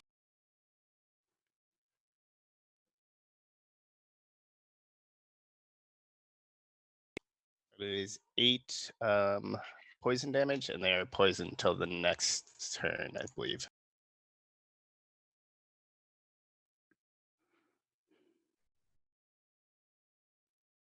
Okay. Oh, Yes. you have never mind. You have to make a con save, and a fail save, you will be poisoned. Okay, Constitution saving throw. All right. You have to beat a 12. I have to beat a 12. Constitution. I got a 12, so okay. But the damage was still done. Now we are on Kane, Hi. who I understand you got a reroll. I do, although I don't think I need to use it yet. I have advantage right now because I'm flanking, correct? Okay, yes. Yep. Okay. So first of all, where's my divine smite? Let's see how that works. Because when I hit a target, connects back as well. Okay, we can do this. So first, I'm gonna try and hit her with my glaive, and I am planning on expending a divine smite into it, along with the wrathful smite that I'm still concentrating on. Okay. So let's see how this goes. 22. Oh yeah, that's a hit. Okay, awesome. So that's gonna be a D10 for the glaive, 2d8 for the smite. I need another d8. There it is, and then a d6 for the wrath.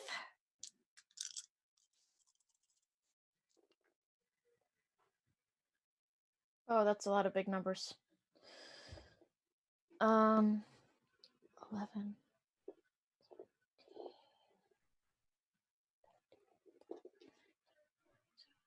25 points of slashing damage from the glaive. Wow. Well, no, 8 points of slashing damage. All the rest was the smite, and so then that was radiant and what is wrathful smite? Radiant and psychic. Yeah. How much is the radiant and psychic total? The radiant, it was, what was the total I said again? 25? Mm-hmm. 8 of that was the slashing, and then 6 of that was psychic, and the rest of it was radiant. Okay. Tell me how your divine energy splits this hag in two. I'm just gonna straight up impale her. Okay. As she's focusing on Molly, and as she's like making to attack Molly again, I'm just going to run her through from behind up through her chest. All right. As your various holy damage, the radiant and the stuff did exactly enough. You you impale her with your glaive, and it goes right through and kind of sticks and then falls and drops unconscious. And now you have a deceased hag on the end of your glaive, and you're in a room with all sorts of alchemical components.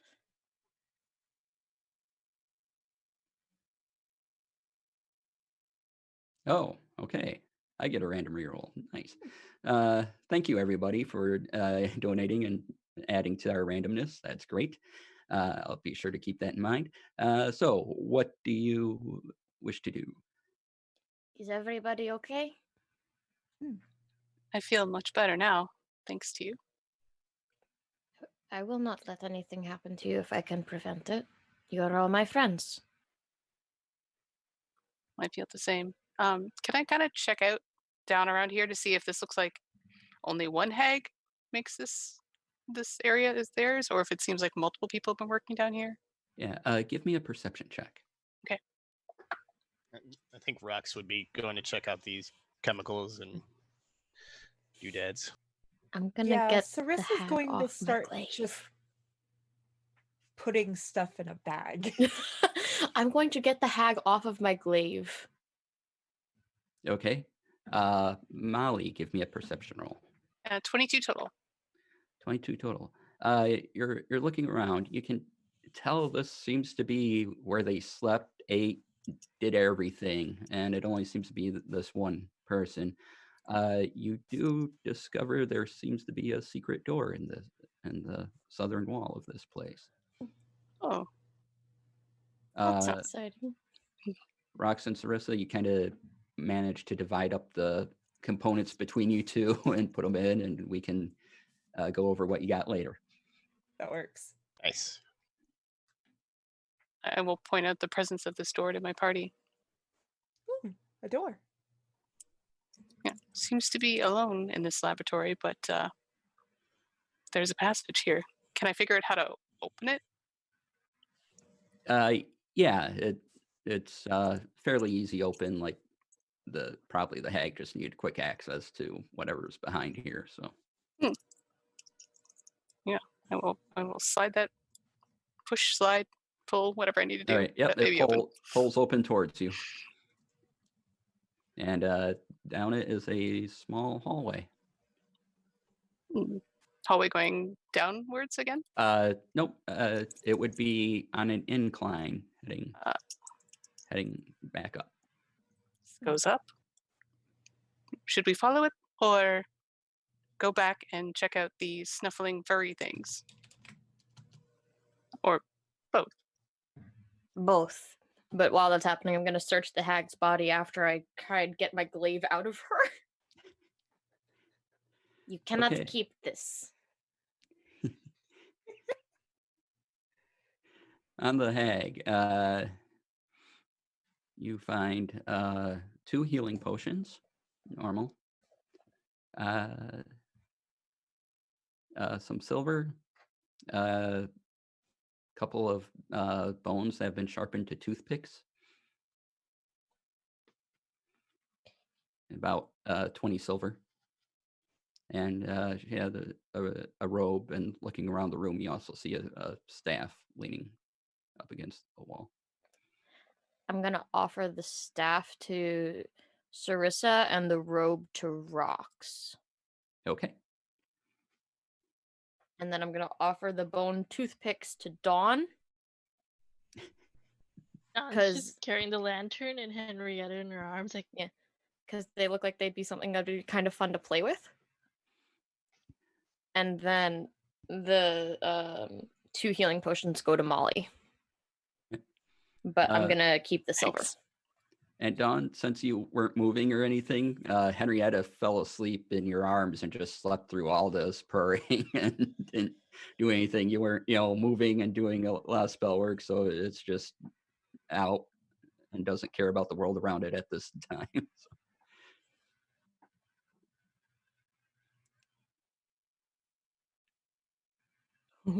Okay. Rox has a wild magic surge. Thank you. And do you go back? Do you go up this passage? Just get out of here. Secret room. Secret tunnel. Secret tunnel. Secret tunnel. I think we'll still be cautious because I'm wondering if it's like a quick passage back to the little snuffling den, and I don't want to go tromping up there. Make an intelligence check. Okie dokie. Oh boy, I'm not terrible at these, but I'm not the quickest bunny in the forest. 17. Yes, that exactly seems what this would be. You can kind of line it up with the map in your head. Oh, like this might lead to where we wanted to go anyway. So it works out. But we should then also not make a lot of noise. Stealth. I'm Yes. still bad at that. I only made it last time because you were believing in me. I still believe in you. Oh, we shall hope it works again. Give another pat on the big pally shoulder and scuttle up the hallway. I'm gonna try a stealth check at disadvantage. All right. Oh Mine is- no! Oh no, 16 for Oh. Molly. It's a 5. It's a 5. I tried. Molly, as you're going quiet, Kane's like, I did great last time, and just kind of charges ahead. But you clearly know Kane they are making a lot of noise. And you go right ahead and you just open that door at the end of the hallway, and suddenly 4 creatures that look like almost like a Jersey devil, whatever the equivalent in Faerun would be, except they're wider and they have larger mouths and more teeth, and they all sort of turn and snap at you. And we can roll initiative.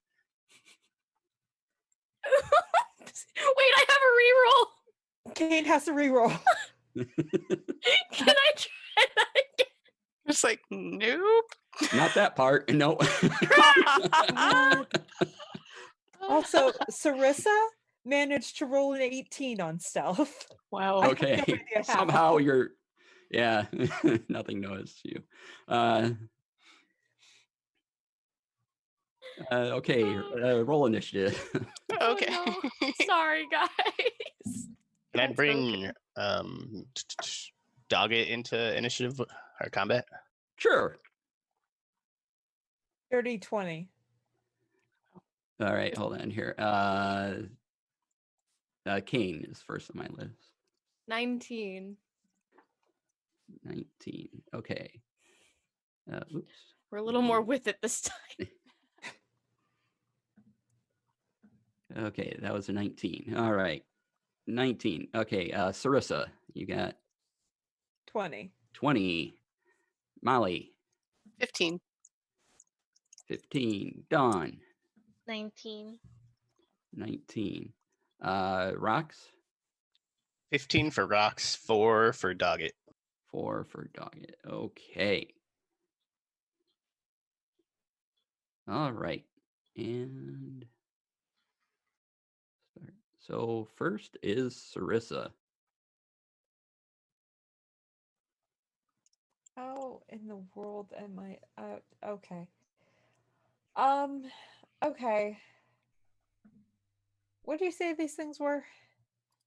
They look like large, more broad Jersey devils with larger mouths and lots of teeth. Oh, dear gods. Okay. Well, I'm going to get up in front of everyone and Thunderwave. Nice. All right. That is a con save of 11. A con save of 11. Okay, these things will probably have a bad day. All right. Nope. Yep.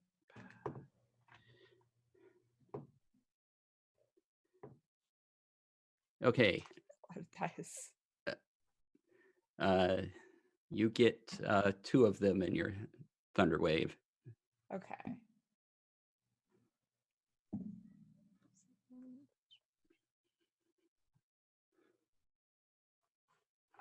12 thunder damage, and those 2 are pushed 10 feet away from me. Okay. The one rolled a natural 1 on its save, so it goes up against the far wall and how much damage was that again? 12. 12. Yeah, it just kind of and splays and falls over like a little flailing upside down creature that it is. So 1 is gone. Oh, it But that was died? yeah. It died. It- It's dead. They don't have a lot of hit points. And since that was 12 damage, you also nailed the another one with it. So Holy crap. the other one just goes down. So I sort yeah. of want to like see if this staff will make them behave. I suppose I would have to attune to it, don't I? Yeah, it'd have to be on your next turn. Okay. Yeah, and tuning takes an hour or so. Oof. Yeah. Okay, Kane is next. I would like to stab. Okay.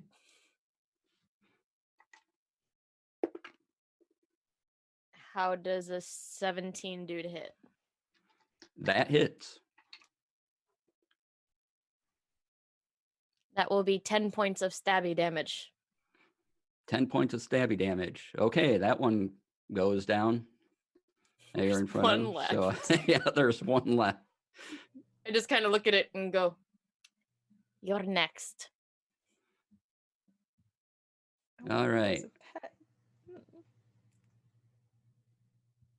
a pet. We have I have Dawn next. Yes.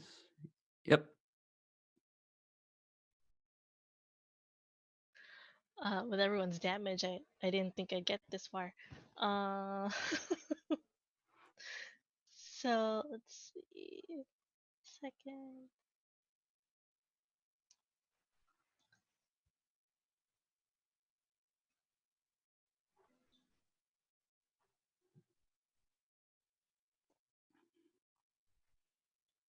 Wait, she's gonna do a word of radiance.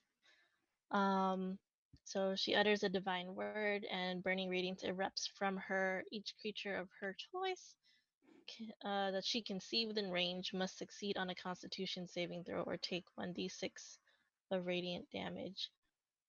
Okay. So it's a 12, con 12. All right. It's the ones left taking the radiant damage. Yeah. So roll that. 6. 6. It's still up, but yeah, you burned it. Kind of howls a little bit. It is now Molly's turn. All right. I got a little delayed because I was watching Kane, and then the stealth thing kind of went out the window. So like, there's a brief moment of face palming, and then there's thunder and explosions and blood. So I will dart out and dodge over the corpses to get to the last one and try to go after it with the short sword. Okay. Let's see. But yeah, 21 to hit. Oh yeah. Okay. I don't know is it near any of my allies or not? Is it just me?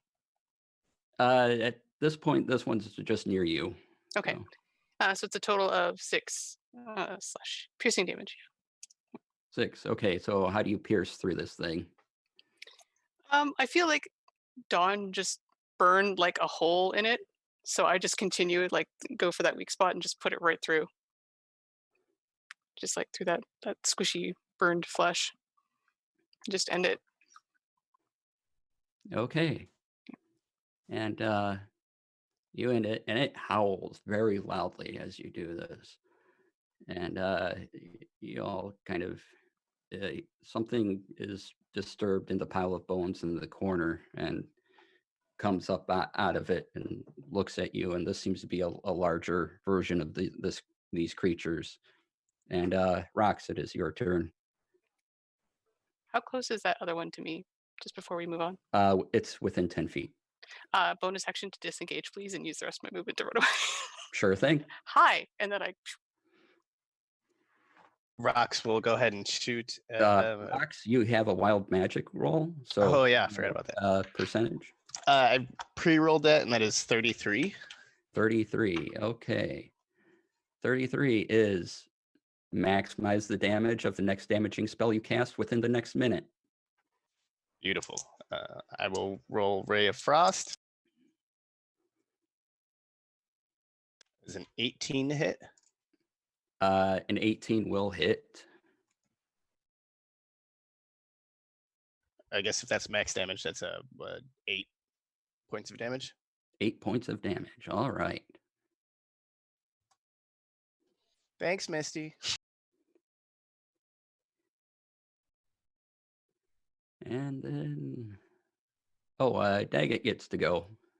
Sorry, I left out Daggett.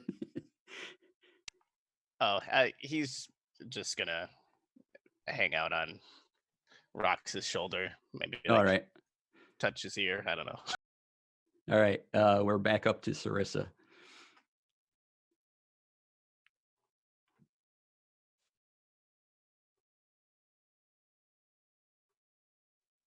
Sarissa, you're muted. Oops, sorry. Well, poop. I suppose I will go ahead and cast a witch bolt at the big one. Which, range attack.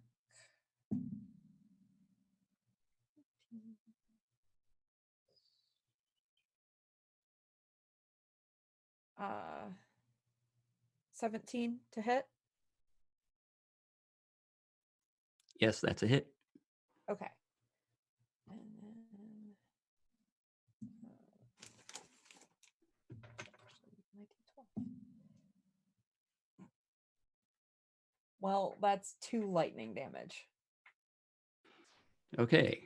It takes that, zapped for it, and kind of growls and sniffs. We are at Kane.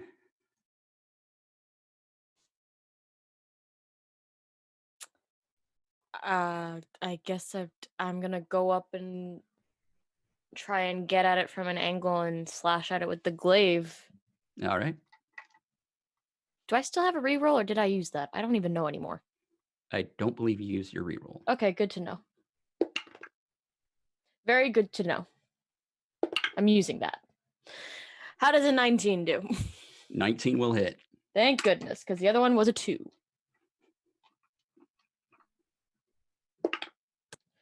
Where did that just go?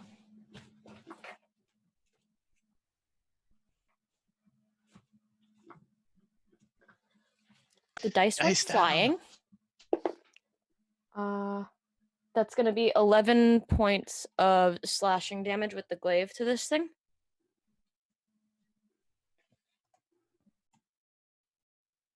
Okay. You do quite a hit to it, and it is in quite a bit of pain as it just and Oh, you're a big one. Dawn, it is your turn now. Dawn is going to cast Bless on Rox, Molly, and Sarissa. All right. Anything else you need to do? Move or? She's just gonna.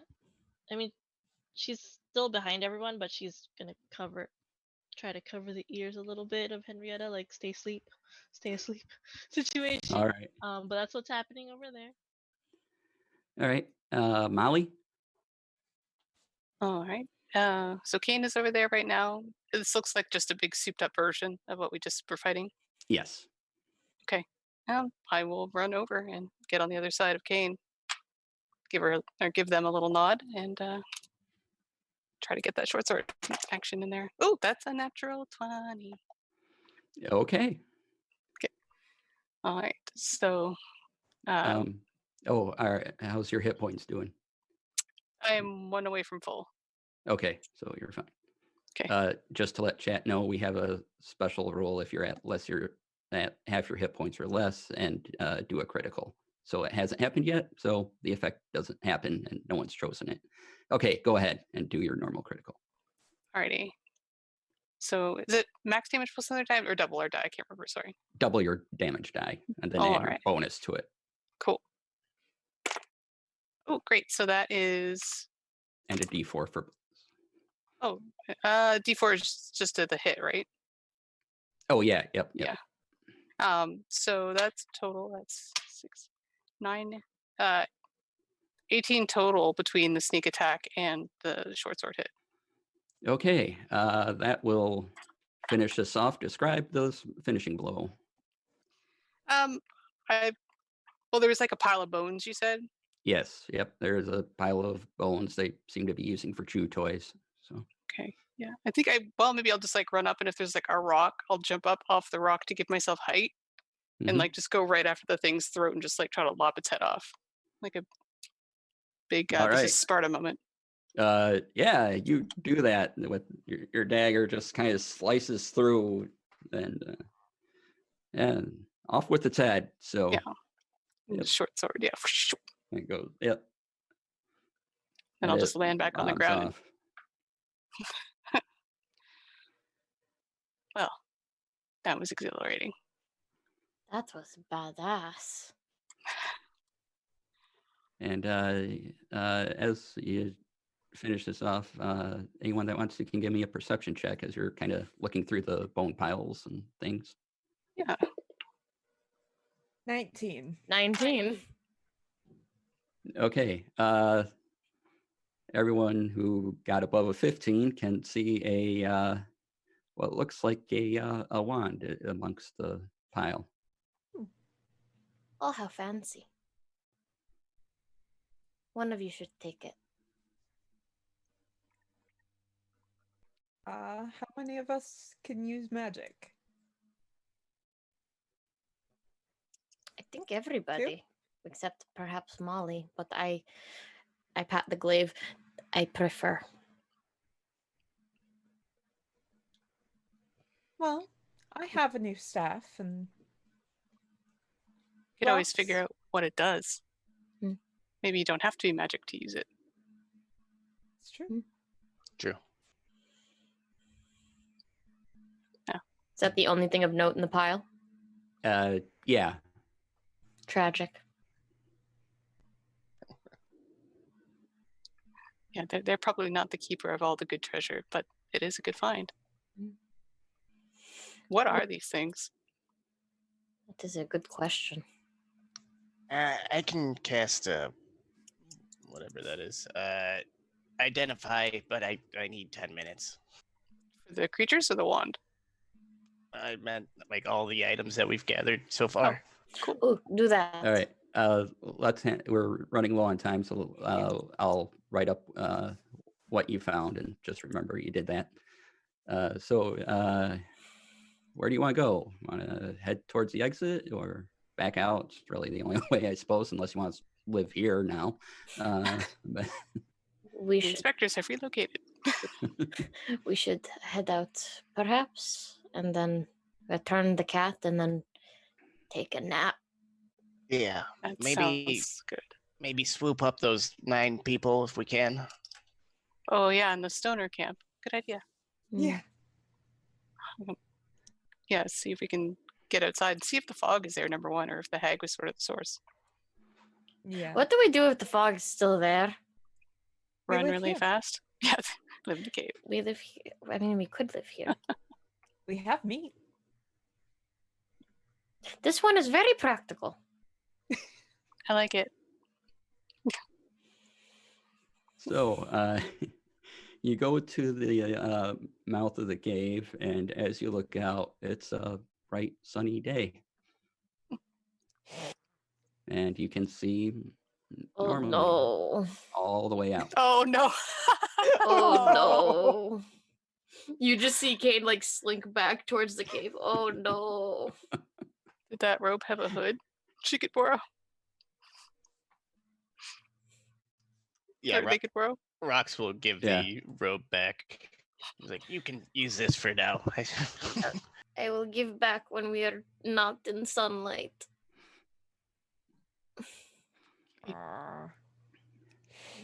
Here, See if here. Sarissa, hide under cloak next to me. It will work. So as you leave this cave, you walk out, and it's like you just step where you entered this forest originally. Like suddenly you're just there. The 2 guards are standing there. The day around you is normal. Off to your left, you see a group of 9 people, very confused, but still just like, oh, and exploring their day. And the guards rush over to try to break up whatever's going on there. And you have a cat. And what do you wish to do?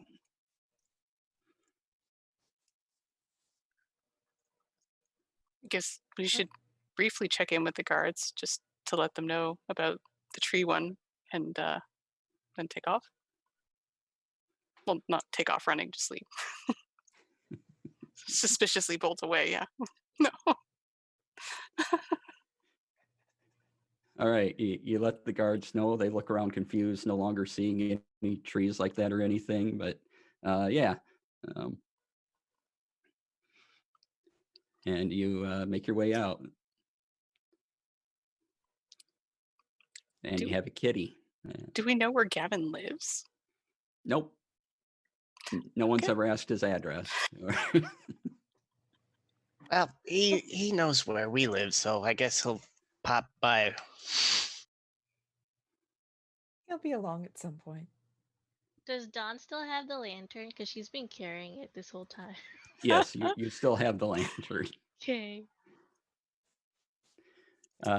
You go back to your place, and you see Benny at the door, waiting, just standing there. Oh, hello, waiting. Benny. Hi. We found the cat. All right, you found the cat. Right. All right. She's a very Guessing. good cat. Be good to the cat. Yes. Nice. Yeah. And he's like, well, suppose I owe you your money. And he passed around the money in small sacks to everybody, and that he owes. And he reaches out to Dawn for the cat. John's hesitant at first, but reluctantly gives Henrietta back. All right. The cat seems a little miffed that's woken up and kind of looks at you like, oh. And but goes on and doesn't make too much of a fuss with Benny as he goes back to his cart. Like, all right, thanks. I'll let him know.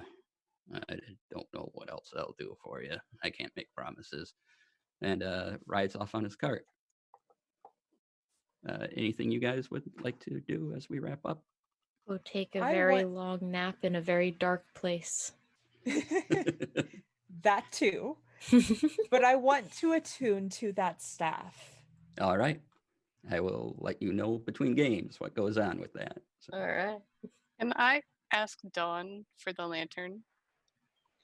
Oh, she was gonna hang it on top of, above the fireplace. No, okay, perfect. Yeah, by the mask thing. Yeah. Yeah, so Yeah. Don's gonna hang that up there and then hide the rest of Everest Bunny with his capes.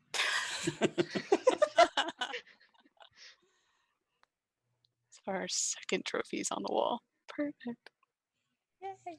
and as you lay your second trophy on the wall, we go back towards that house outside of, or former house outside of Red Larch, where the spindly webs, we follow them as they have continued on across the land over these 2 weeks. And as they go over trees and plantations, it just becomes this black, red-ish, brackish color, and it keeps continuing on, and it keeps going towards Waterdeep. And that's where we'll end. Thank you all for watching. We are going to do our outros now, starting with, I have lost the order. Who's starting first? Vera, Adam, Crystal, Lori, then me. All right, Vera. I forgot how to do the outro. Hi, I'm Vera. You can find me at Vera Says Dragons just about everywhere on the internet. You can find me here next Saturday. I think I'll be back at Do Respite Wednesday night at 11 EST. That'll be awesome. I think. You'll probably find me in more things eventually. It'll be great. This was awesome. I had so much fun. Nice. You can find me at Damas Lamas on all things social media. Tomorrow at 6:30 Pacific, I'm playing Curse of Strahd on Featherfall Tabletop. Tuesday, I will be GMing a game, which is The Gods We Know, on the Twitch channel Friends Who Roll Dice at 6 Pacific. So check us out. Okay. Hello, people. You can find blah. I can't talk today. My name is Crystal Fear. You can find me at Crystal_Fear on Twitter and at Crystal Fear pretty much everywhere else. I will be back here Friday on this channel because we will be back with our Ravenloft game, which is gonna be awesome. We are running through the demi-plane of dread, and it's ridiculous and terrifying, and I love it. And I'll also be back here on Saturday. So yeah. Thanks, everybody. I'm Lori, aka Calamity Jane. You can find me pretty much everywhere on the internet as Calamity_JAYN. I'll be here on Impact again next Saturday, and I'm actually going to be playing Humblewood with Scraticus Academy this coming Thursday, the 30th. And I believe that is 6 p.m. Eastern. So if you want to tune in, that'll be on Scraticus's channel on Twitch. And then on Monday, May 4th, we'll be doing Jasper's Game Day Week. and I will be playing a game with Impact that time as well for some charity. So you should definitely tune in for all of Jasper's Game Week, and we'll see you next week on Saturday. Thanks. Hi everyone, I'm Michi. You can find me on all social media and here on Twitch as Witty Michi. You will also find me this coming Wednesday on Valdrian's channel with my bard. I'll be doing, I can't remember what campaign I'm doing, which is my bad, but I'll be doing something at 11 a.m. Pacific time, and then you'll find me again over here on Saturday. All right, and I'm DC Lasair. I've been your DM for this. That's DC LASAIR. You can follow me on Twitter and see me on Twitch and many other channels, moderating them, many other channels. I next will also be part of Jasper's Game Week on Wednesday, May 6th. I am running a game at noon Eastern. Yes, noon Eastern. So please check that out, and I'll have more details as I know them. Thank you all for watching. I want to thank once again Crystal for our graphics, and the person without whom this show does not air, our wonderful producer Misty. Thank you for all your efforts and keeping us live and going and letting us know our times. It's a big help. And please, if you enjoyed the show, subscribe to Impact RPG, and check out all our contact info. Follow us on Twitter at Impact RPG. And while you're here on Twitch, Impact RPG as well. And thank you all for watching. We appreciate it. And goodbye.